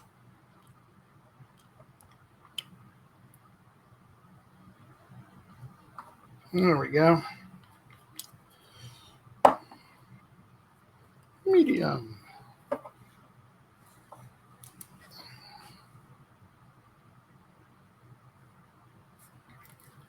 Let's get that rusting down there.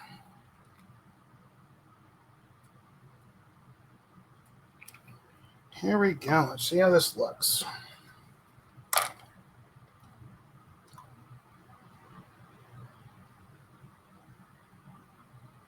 Oh, yeah. So that is a color. It'll work out nicely for highlighting the red hair there.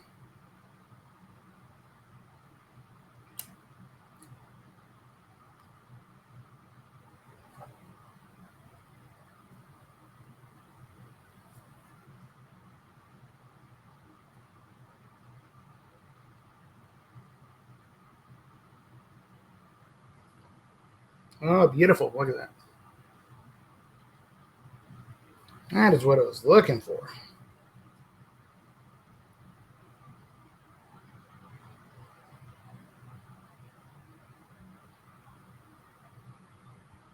Might have sent it a little bit too much. That's all right. Let's take it from the edge.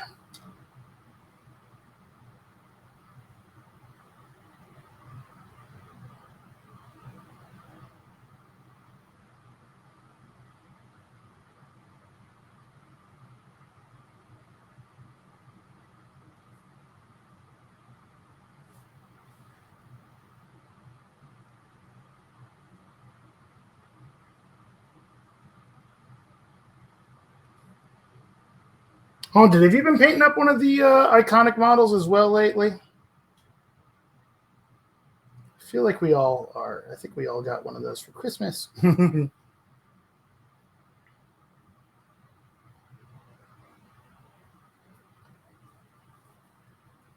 Oh, nice. Did you start on that last week? Or, because, I mean, last week I was busy. I didn't get a chance to tune in. I feel bad.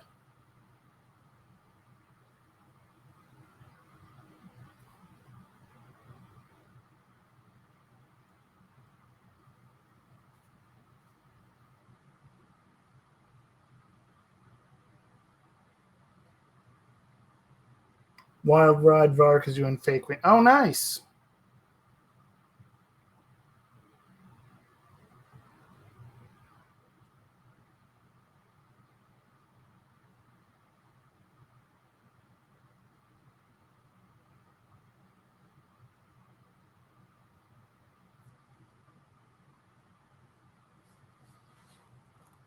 Okay, let's stretch for a moment there. All righty.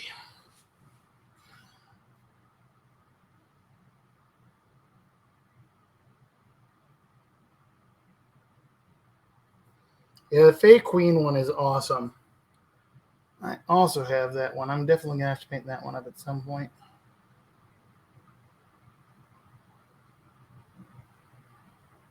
I really do like all the iconic ones.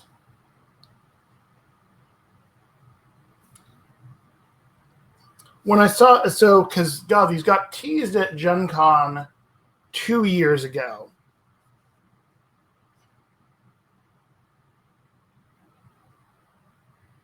Wait, was that, did these get teased at the Gen Con before the pandemic? Time has lost all meaning, let's be honest here.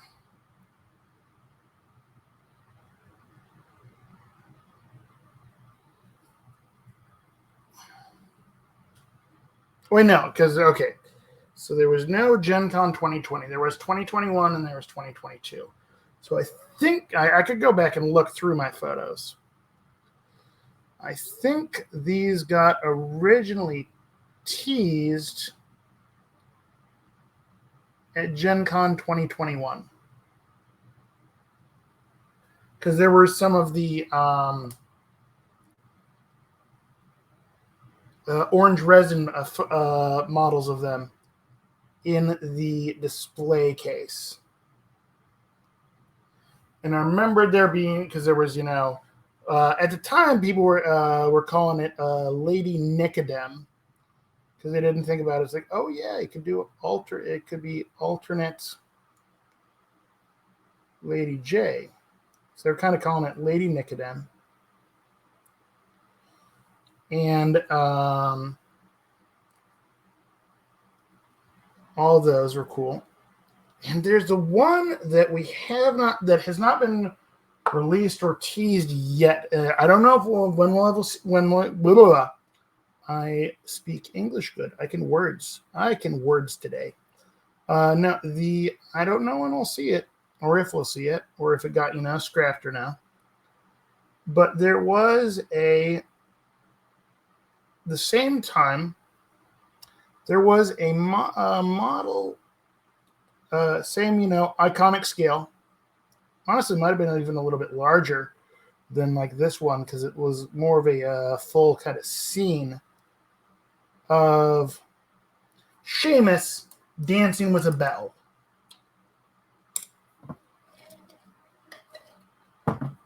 Kind of, they got like, if I remember correctly, there's like a light post. They're kind of swinging around. Really cool, really dynamic model. But I haven't seen that teased anywhere other than at Gen Con.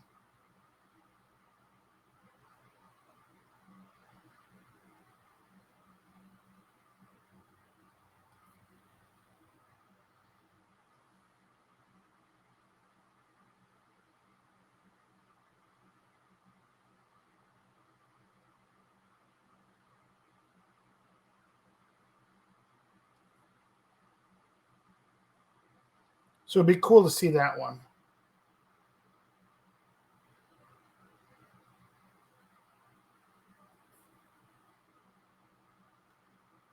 It was so dynamic and cool looking. I'd love to paint that up.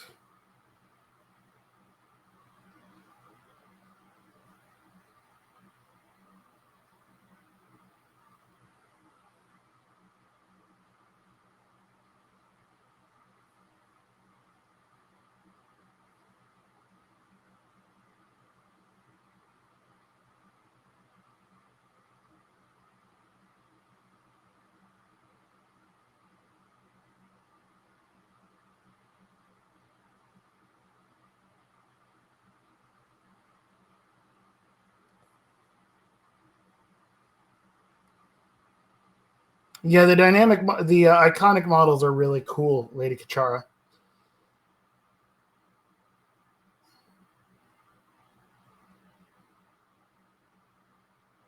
They are a little bit of a different plastic than the other models.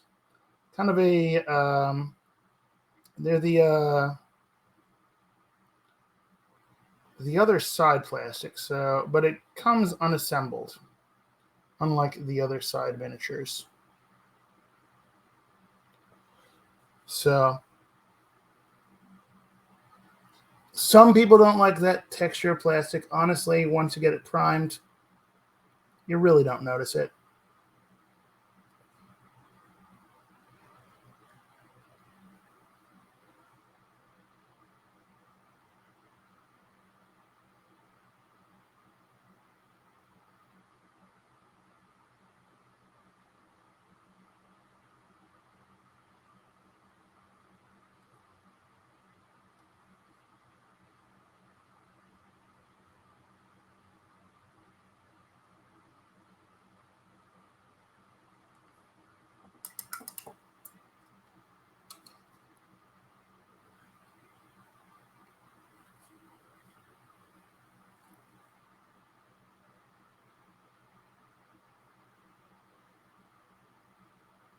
And one of the things I really like about the Iconic line is that, you know what? They can go and they could do models for damn near anyone. Like, I would love to see an Iconic Colette. We don't have that yet. But you know what? Iconic Colette? Oh, I'm fairly certain an Iconic Colette would fly off the shelves.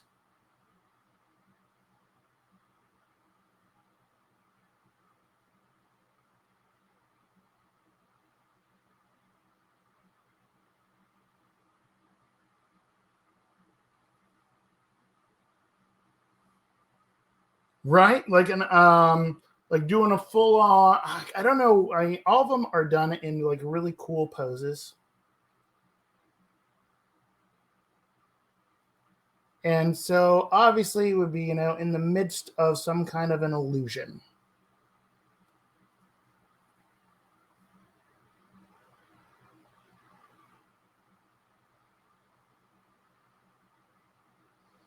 Like she could, like be pulling doves out of a hat or doing something really cool.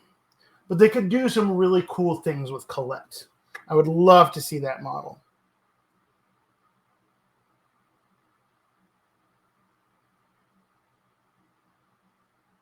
An Iconic Colette would just be a gorgeous, gorgeous model.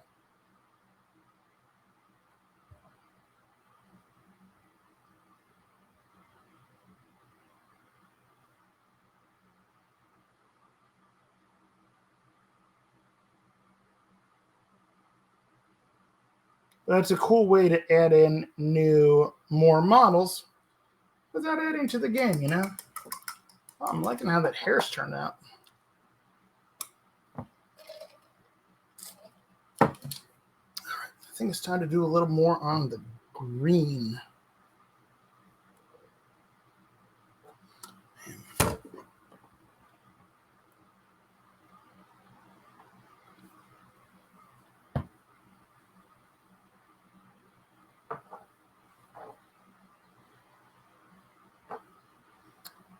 All right. Yeah, let's go with the green. So that's what I was using before. Forest green. Yeah, let's see. Grass green's up next.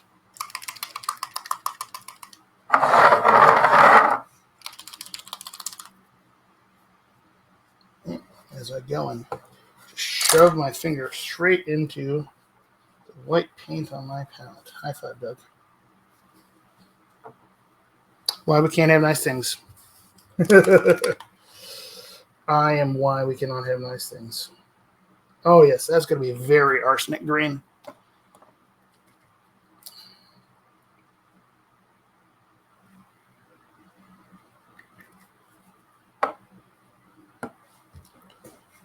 All right, let's give that a nice little swishy swish.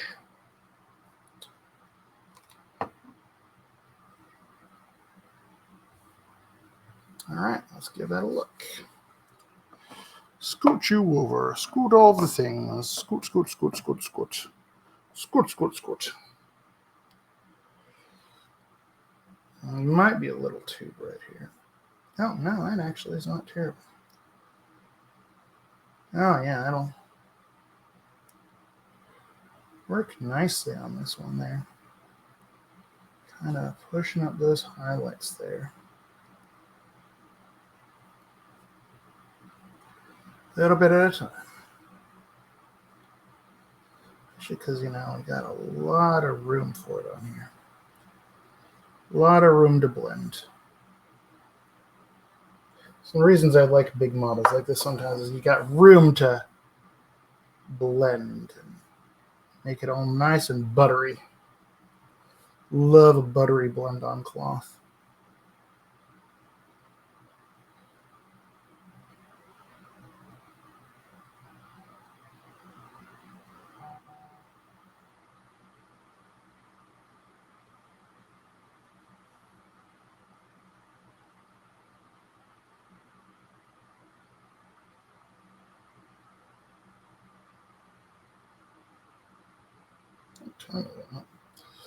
Still got about an hour left. Not bad.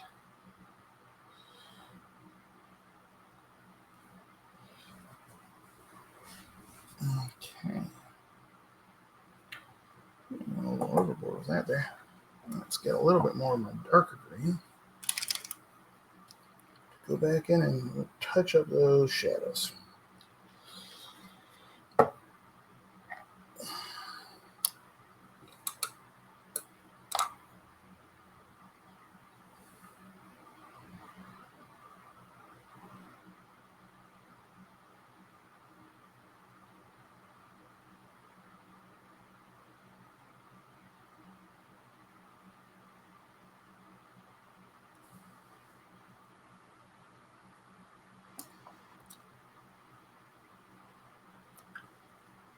Right. Back to my, what is that? Grass green. Yeah. Keep pushing that arsenic green look.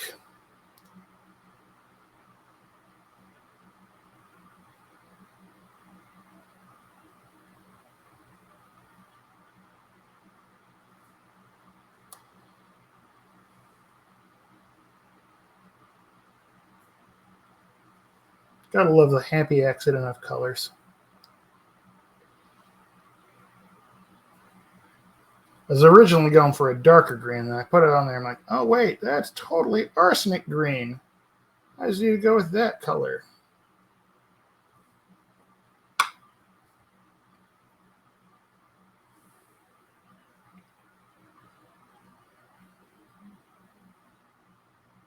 It just fits the time period of Malifaux so well.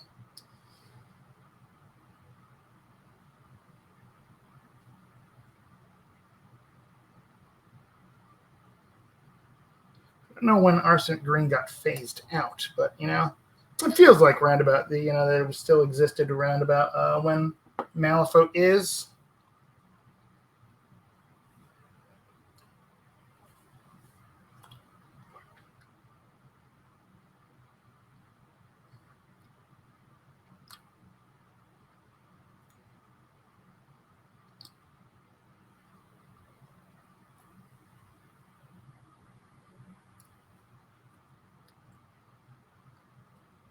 Actually, arsenic green reminds me of this awesome museum exhibit I went to a couple of times.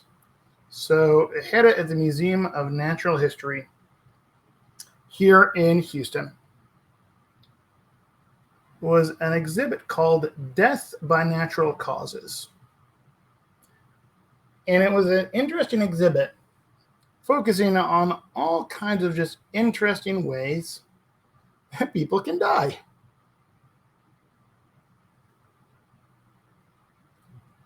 And so there was a section on, deadly fashion trends of the years. And as I licked my brush, there was a section on deadly art trends, which included, old school artists when they licked their brushes because they actually contained the cadmium yellow actually had cadmium in it.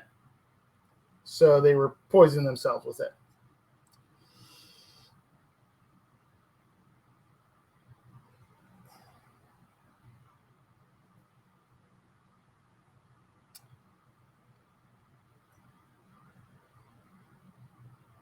When they lick their brushes. I mean, they also get into like they went into the radium girls, which was the women who would they painted original glowing watch faces, but it was the paint had radium in it, and so they eventually all developed like face cancer because they were told to lick their brush to true it up. Because quite frankly, it is a very good. It gives you good control over a point on your brush. You should do it if you're painting with radium, but I understand why the mechanics of why they did it, and they were told, "Oh no, this stuff's not toxic."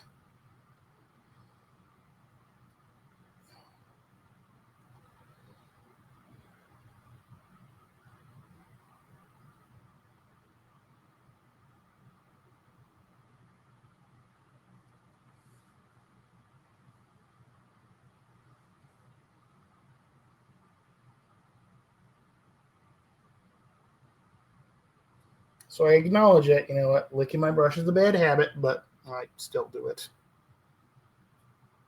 That's how I learned.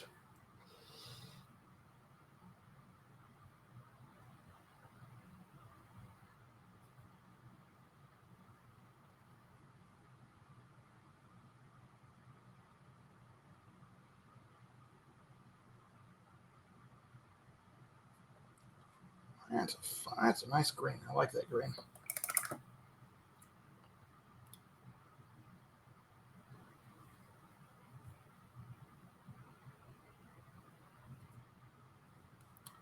Let's get a little more medium in there.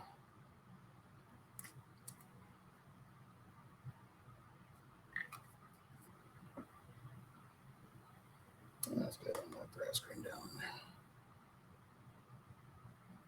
Using a lot of this.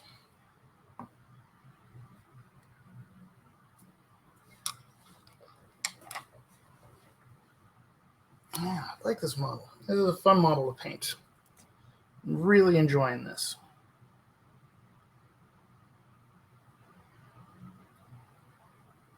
Good way to kick off the new year, right?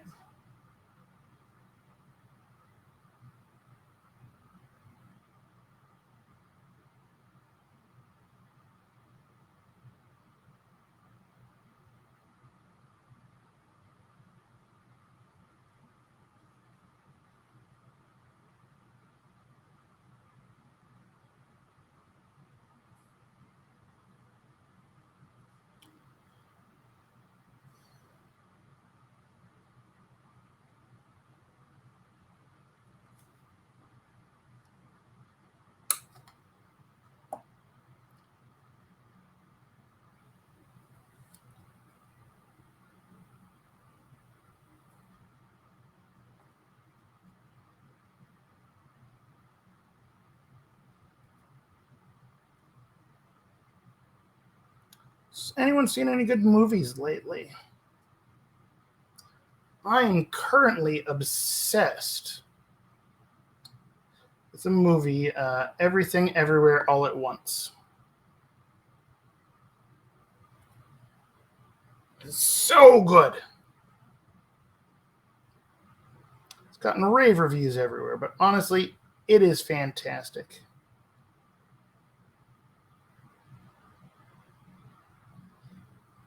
It's chaotic and insane, and honestly, it feels like, oh my gosh, Glass Onion was so good too.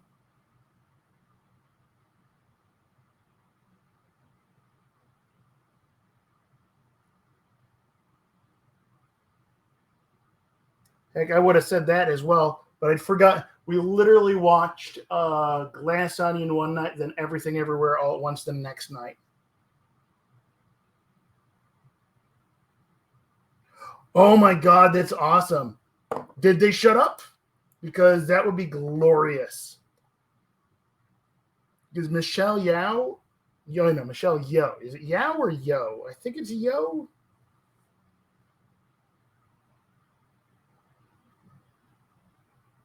He's a phenomenal actor. Oh, I did not see that.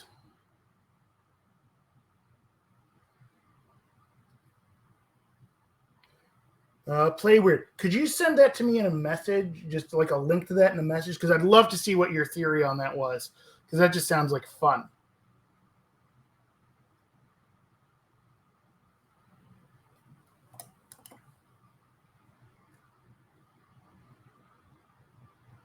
Oh, no, she jumped on there. Oh, good, good. So long as they let her actually, finish, I'll be happy. Because you know what? She's an international treasure.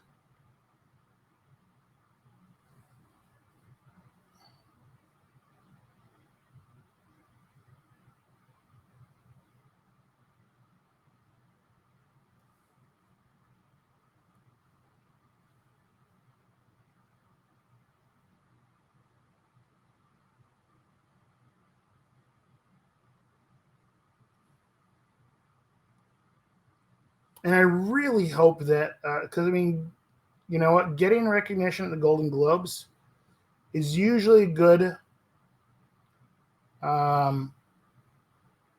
forecast of the Oscars, at least. Oh, yeah. Oh, God. So it's not getting great reviews, but honestly, I really, really enjoyed the Witcher Blood Origins.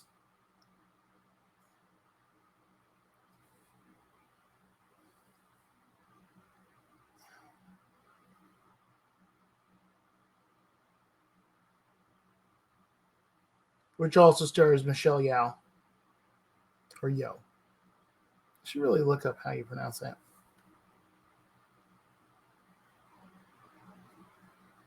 What? No, it didn't cancel it. No, it was a limited series.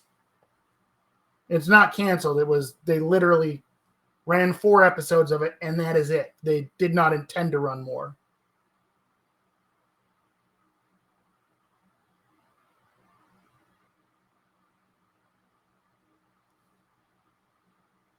It wasn't ever supposed to be more than 4 episodes.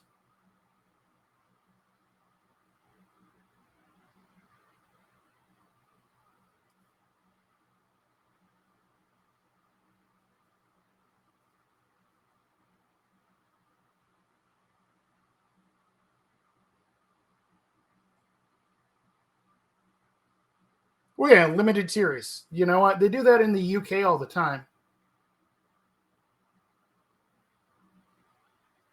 Where they're like, this season, they don't have the, hey, we're going to run this thing for 1,000,000 seasons and just keep going until it gets bad. No. They say, hey, this is how much story we have to tell, and we're going to run this. And that is all they do. And I like it when they do that because they say, hey, it allows the storyteller to have a beginning, middle, and end. Yeah, I heard. Yeah, I haven't watched 1899 yet. We're in the middle of Wednesday. Really enjoying that so far. That got picked up for another season.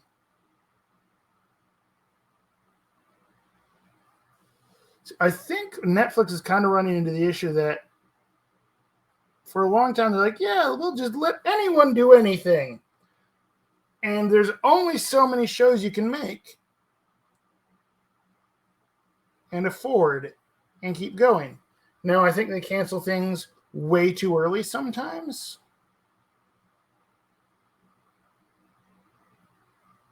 But I think they're trying to make too many things.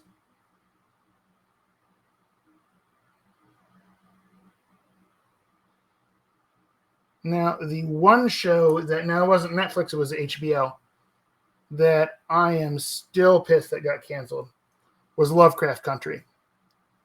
Because that show was phenomenal.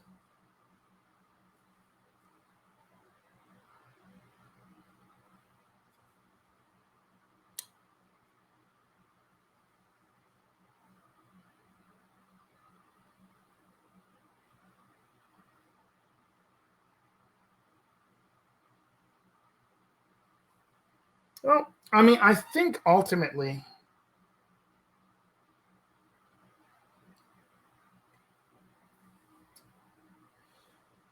they are, I mean, broadcast and network, broadcast television, hell, even cable television has been around for significantly longer than Netflix has.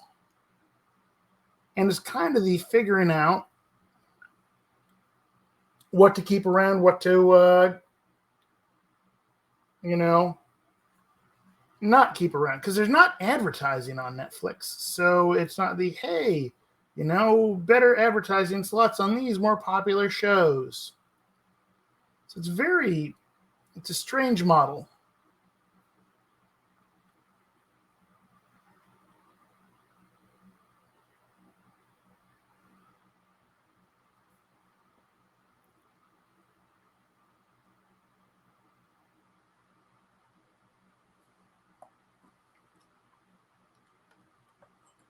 And they got to figure it out. Because they haven't been making original content for all that long compared to other platforms.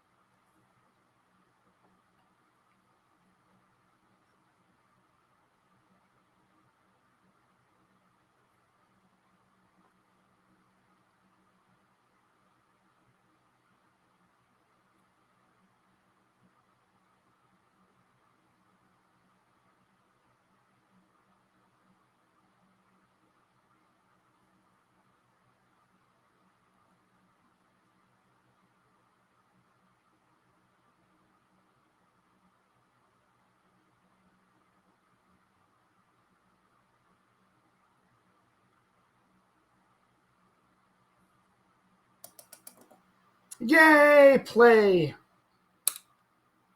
So you starting painting now, or are you starting to play a game? What's the plan, Lady Kachara? Joining us on painting time?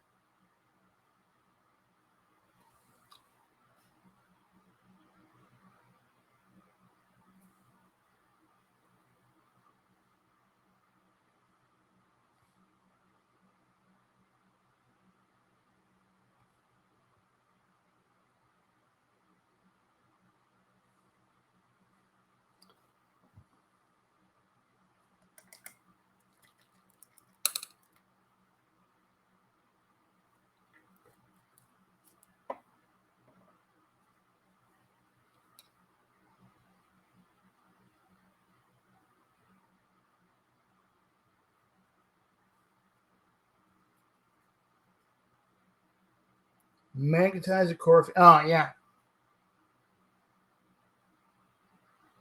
I ended up just getting two of them. Hey, Sheza, how you doing?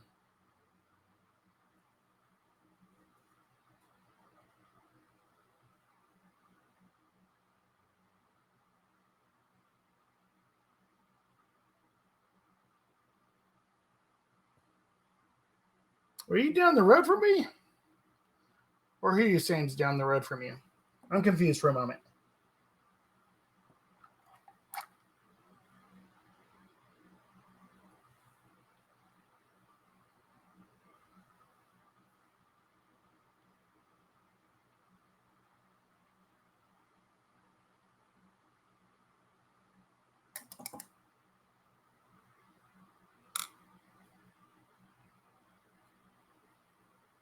Oh, you're from okay, yeah. Weird HQ, yes. Well, you're closer to Weird HQ than I am because I'm streaming to you live from the state of Texas.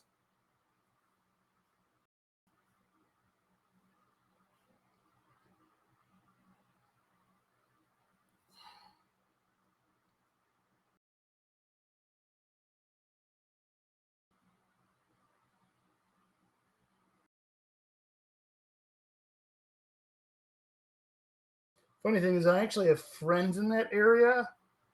Um, Completely unrelated to Weird.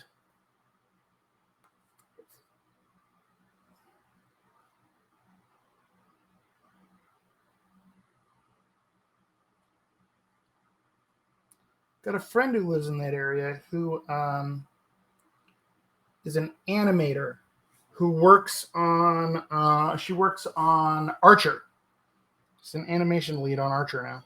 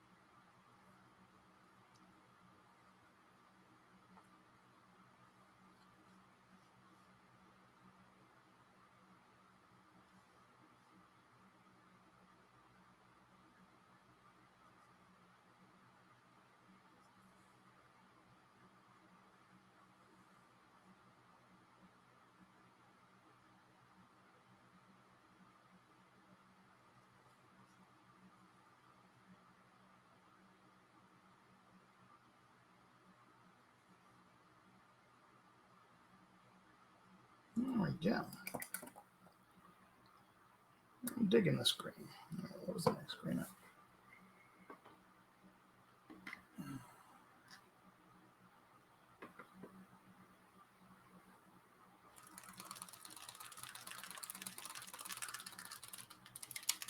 All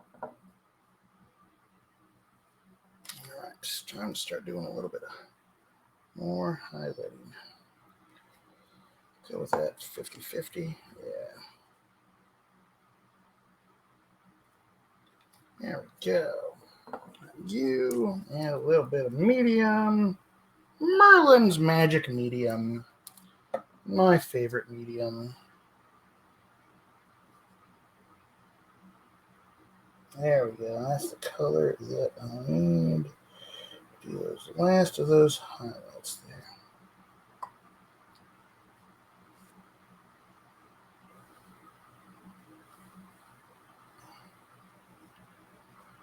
Of course, I need to go back and hit that shadow there.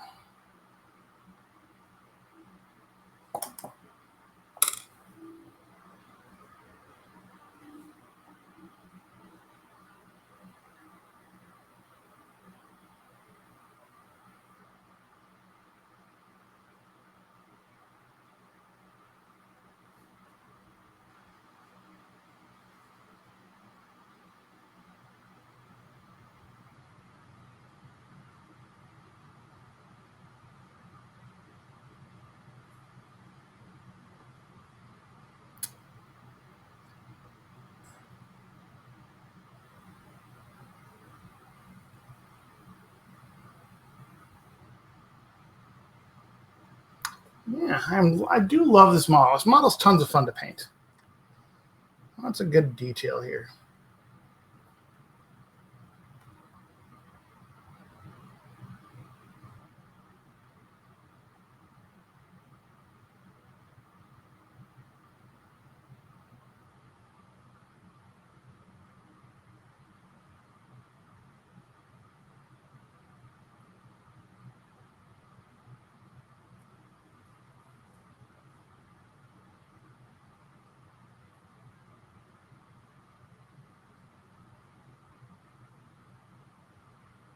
enjoying kind of stumbling on the idea doing the arsenic green for her dress, or is it coat? Or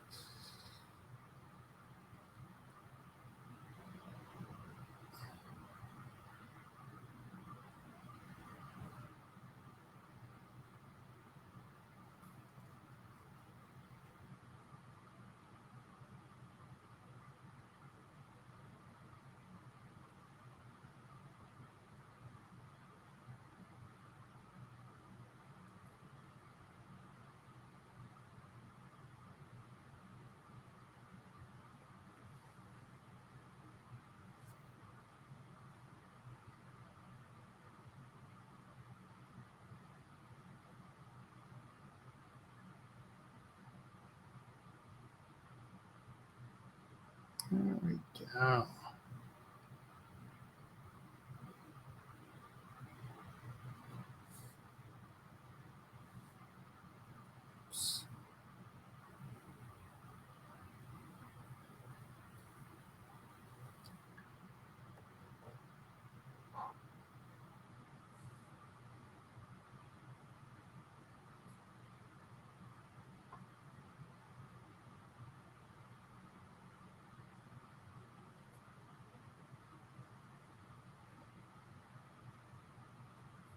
A little bright on that.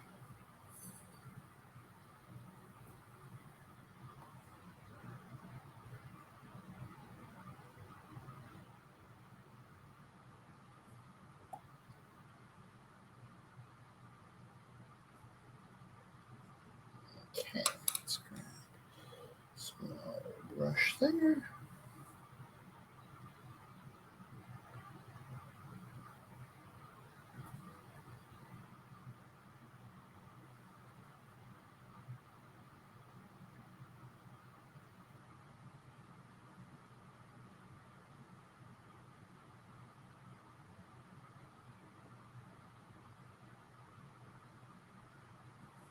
There we go. That's kind of.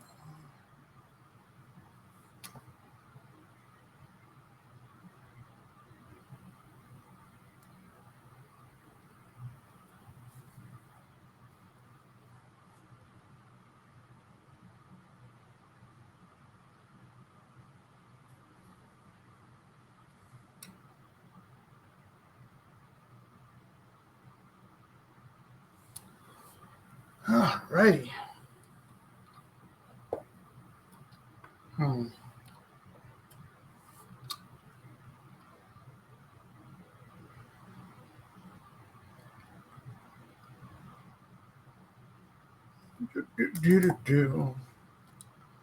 I'm really liking that green. Look at that. That's looking nice.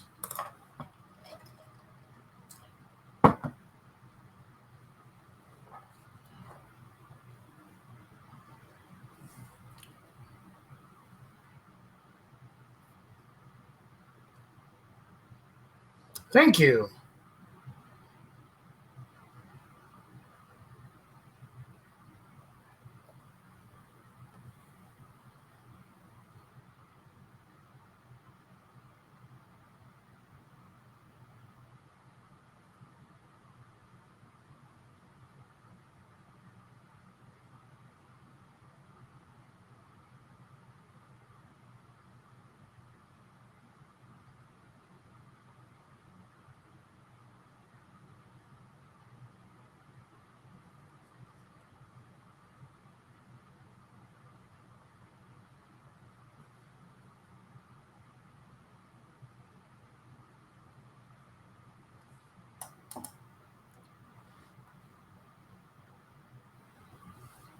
All righty.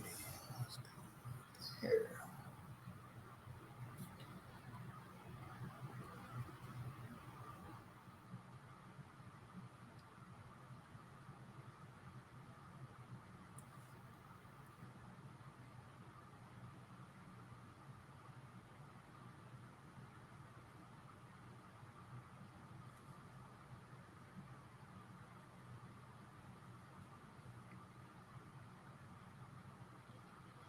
So I've actually been to the. I've not been to Weird HQ, but I've driven through there. I was on my way driving out to Virginia one time,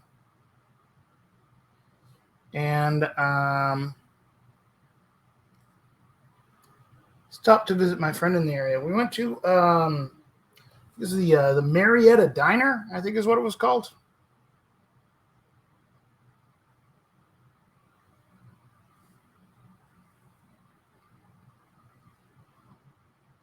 Weird is in Marietta, Georgia. It's just outside of the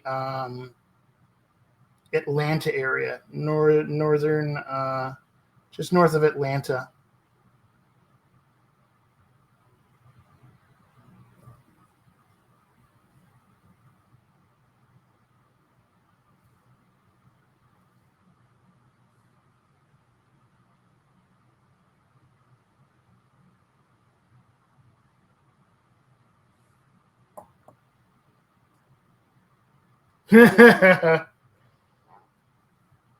That is what people have told me. And you know what? Having worked in restaurants that I was fairly certain were also run by the mob, you know, they tend to have really good food.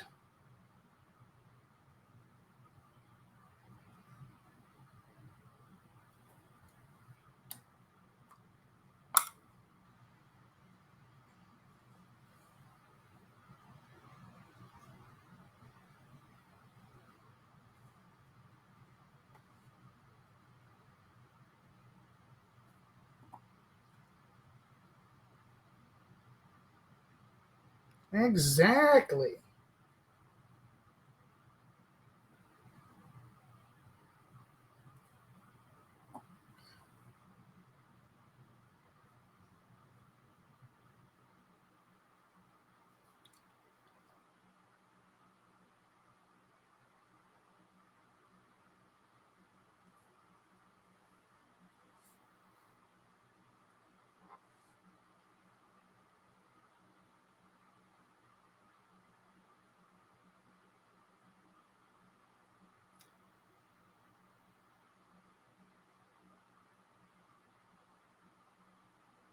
This was a couple years ago. I don't remember what I had. I know I got dessert though, because I was told you have to get dessert there.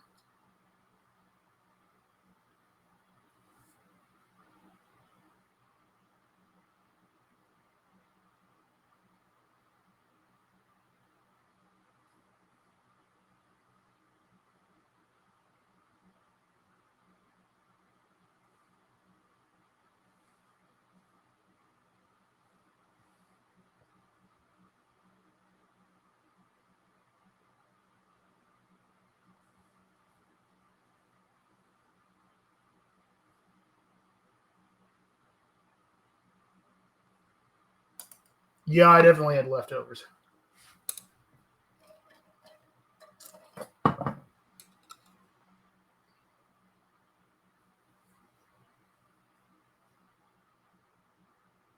But I would definitely go back. It was really good.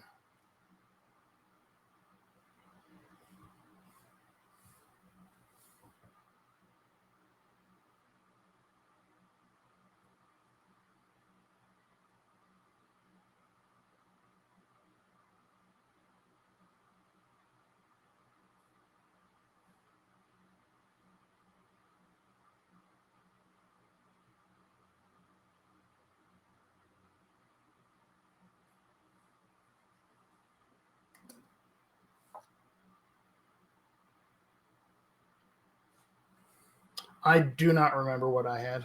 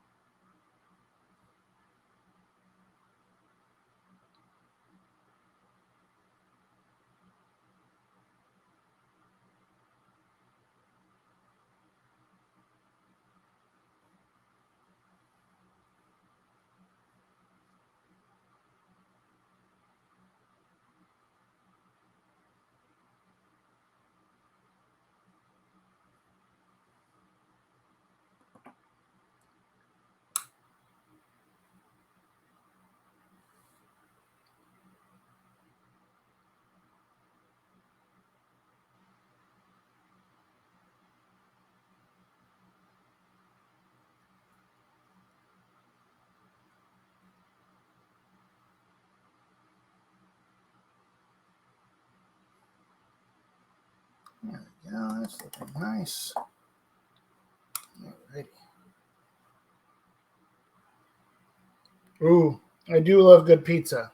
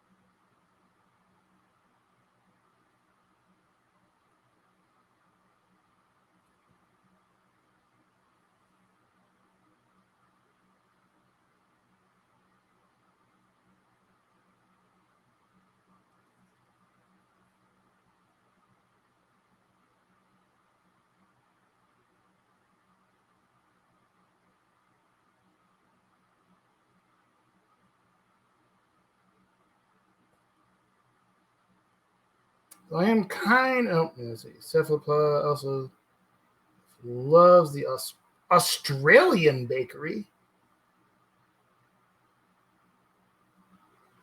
Sure, it's Australian bakery. Are you sure it's not Austrian bakery? I've heard of an Austrian bakery.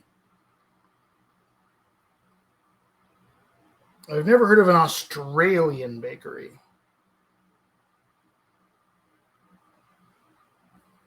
Like back when I still lived in Chicago, there was an What is an Australian bakery? I mean, yes, obviously, from Australia, but like, what is the signature? What is the defining characteristic of like Australian baking?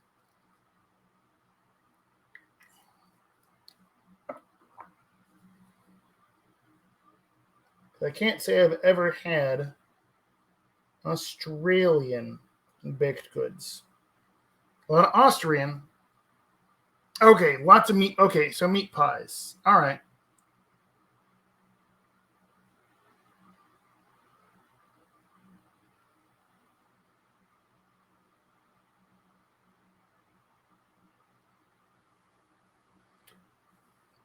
Actually, no, that does remind. There's a bakery near me. It's not an Australian bake. It's an Asian bakery. It's called their chain 85 Degrees C. You can find them all over the place apparently. But they do have one thing that I've had an Aussie meat pie from them. It was really good.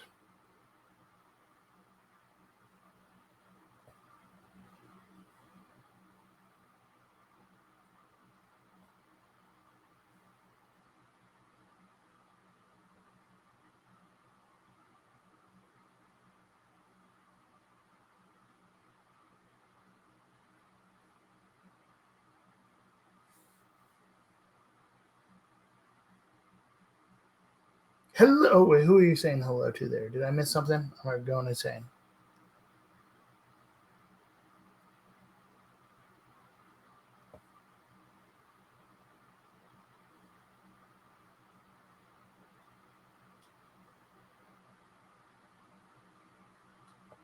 I feel like I missed something.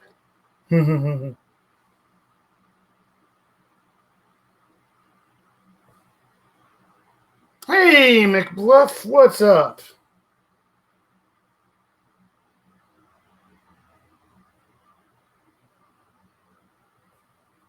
Welcome back, McBluff.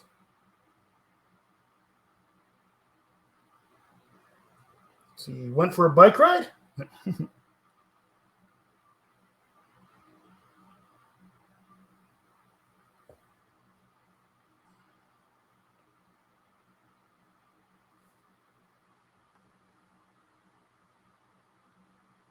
Ah, Bad Bad. Okay.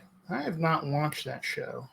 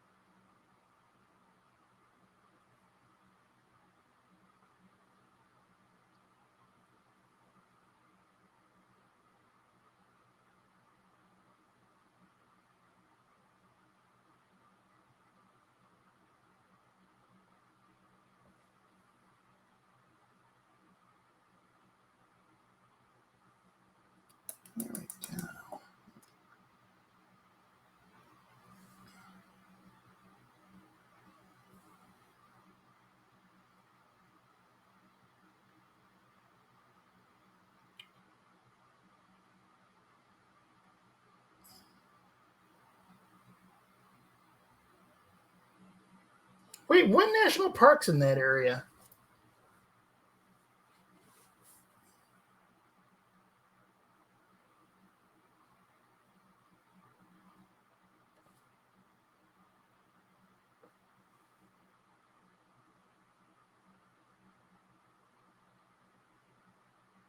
I didn't realize there was a national park that close to Atlanta.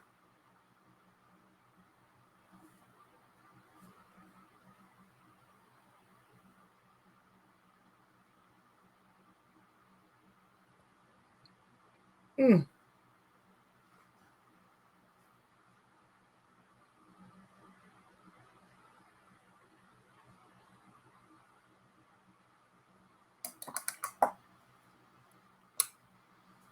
Alrighty.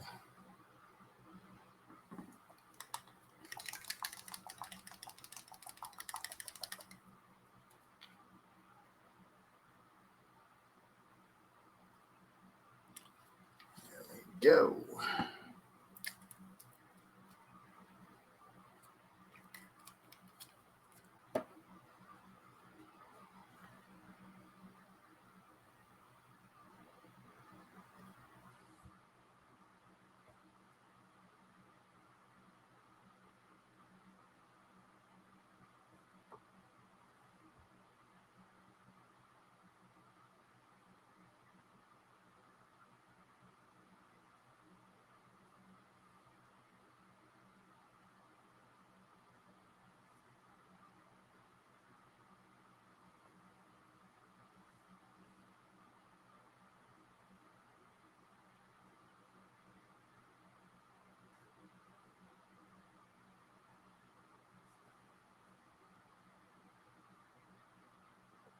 Hmm.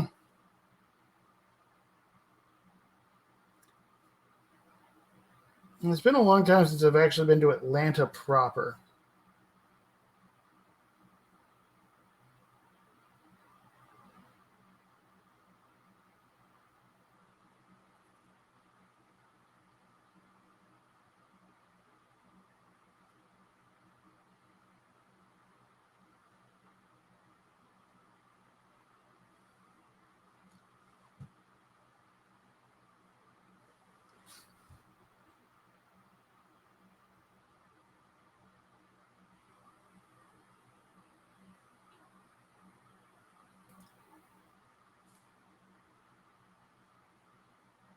Well, man, I live in Houston, so bit of a ways away.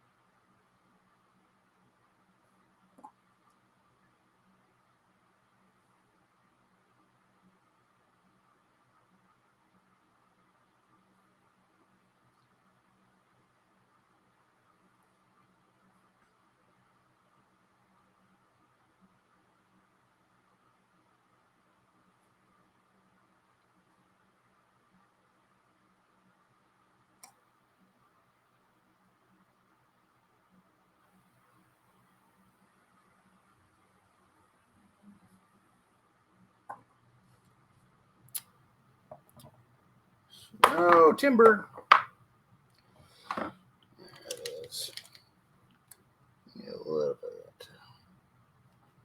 Also, still mixing back and forth a little bit there.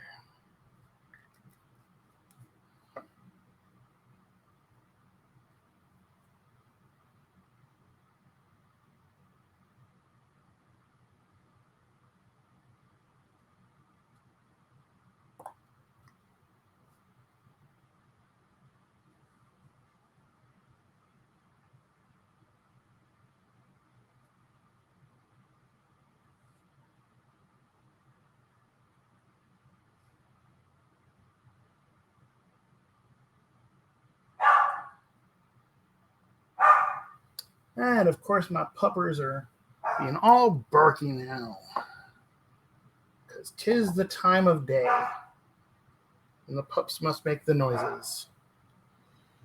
That or my wife might have just gotten home. I'm not sure.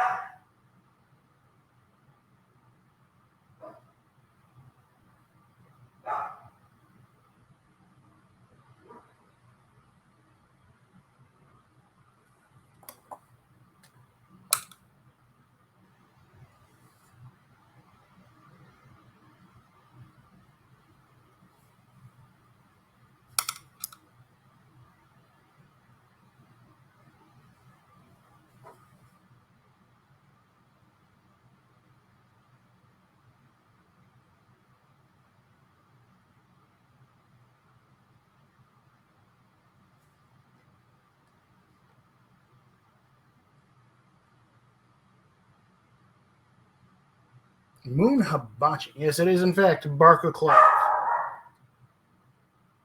George, you're fine, buddy. Oh, Georgie Porgy. My goofy little fuzzbutts.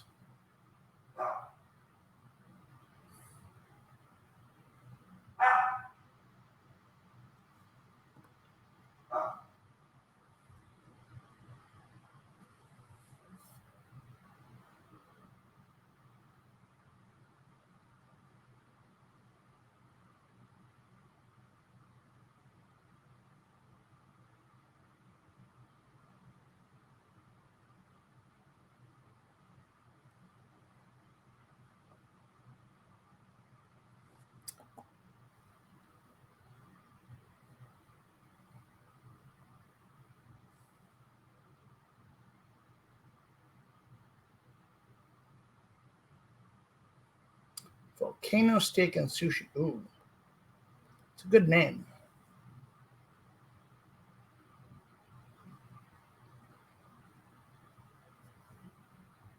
I want sushi now.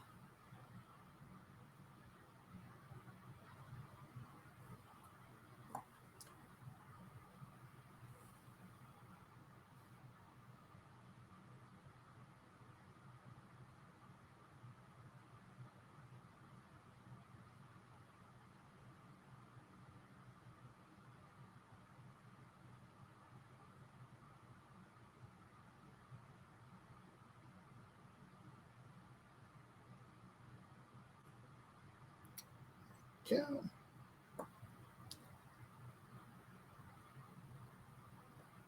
Milk tea. I do enjoy good milk tea.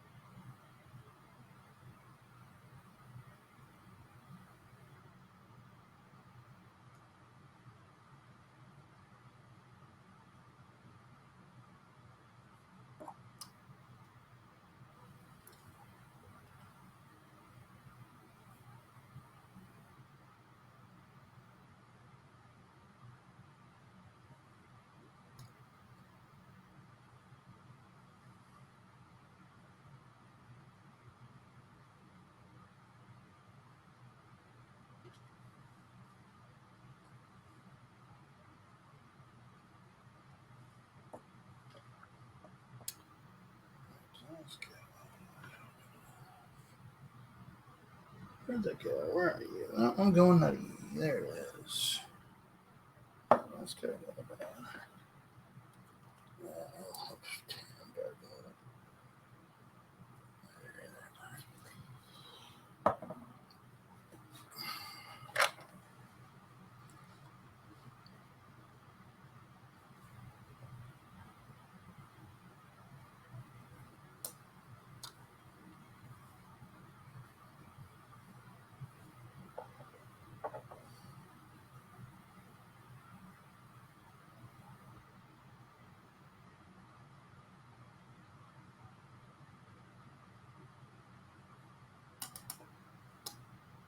Oh man, this knows what time it is. We're getting late in the day here.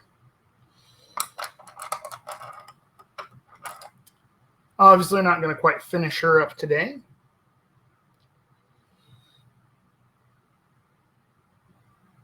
I am really happy with how we're looking so far.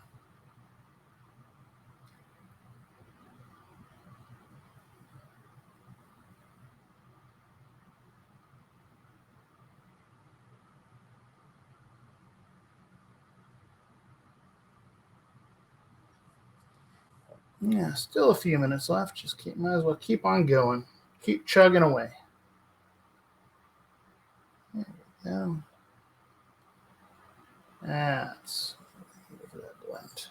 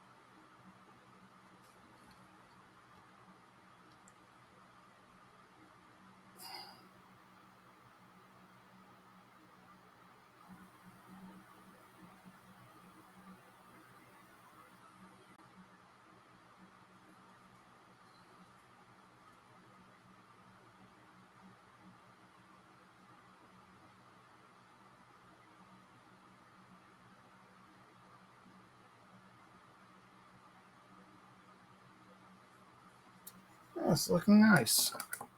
Really happy with how this is looking so far.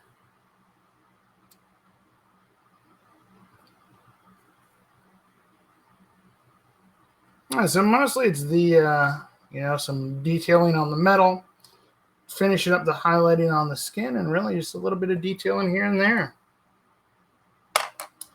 And obviously the vulture.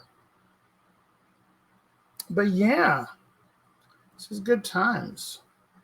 So, and those who didn't see it before, this is the plinth I'm putting her on.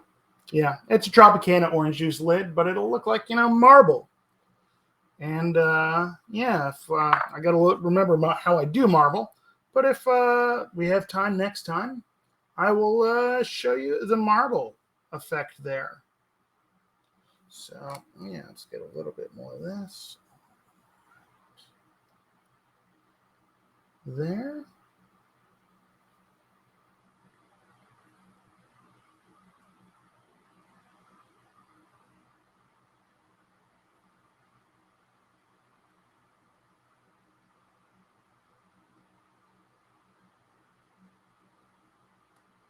Yes, everyone, thank you so much for coming by. And I will see you all next time. Stay weird, everybody. Have a wonderful evening and Happy New Year. Whee!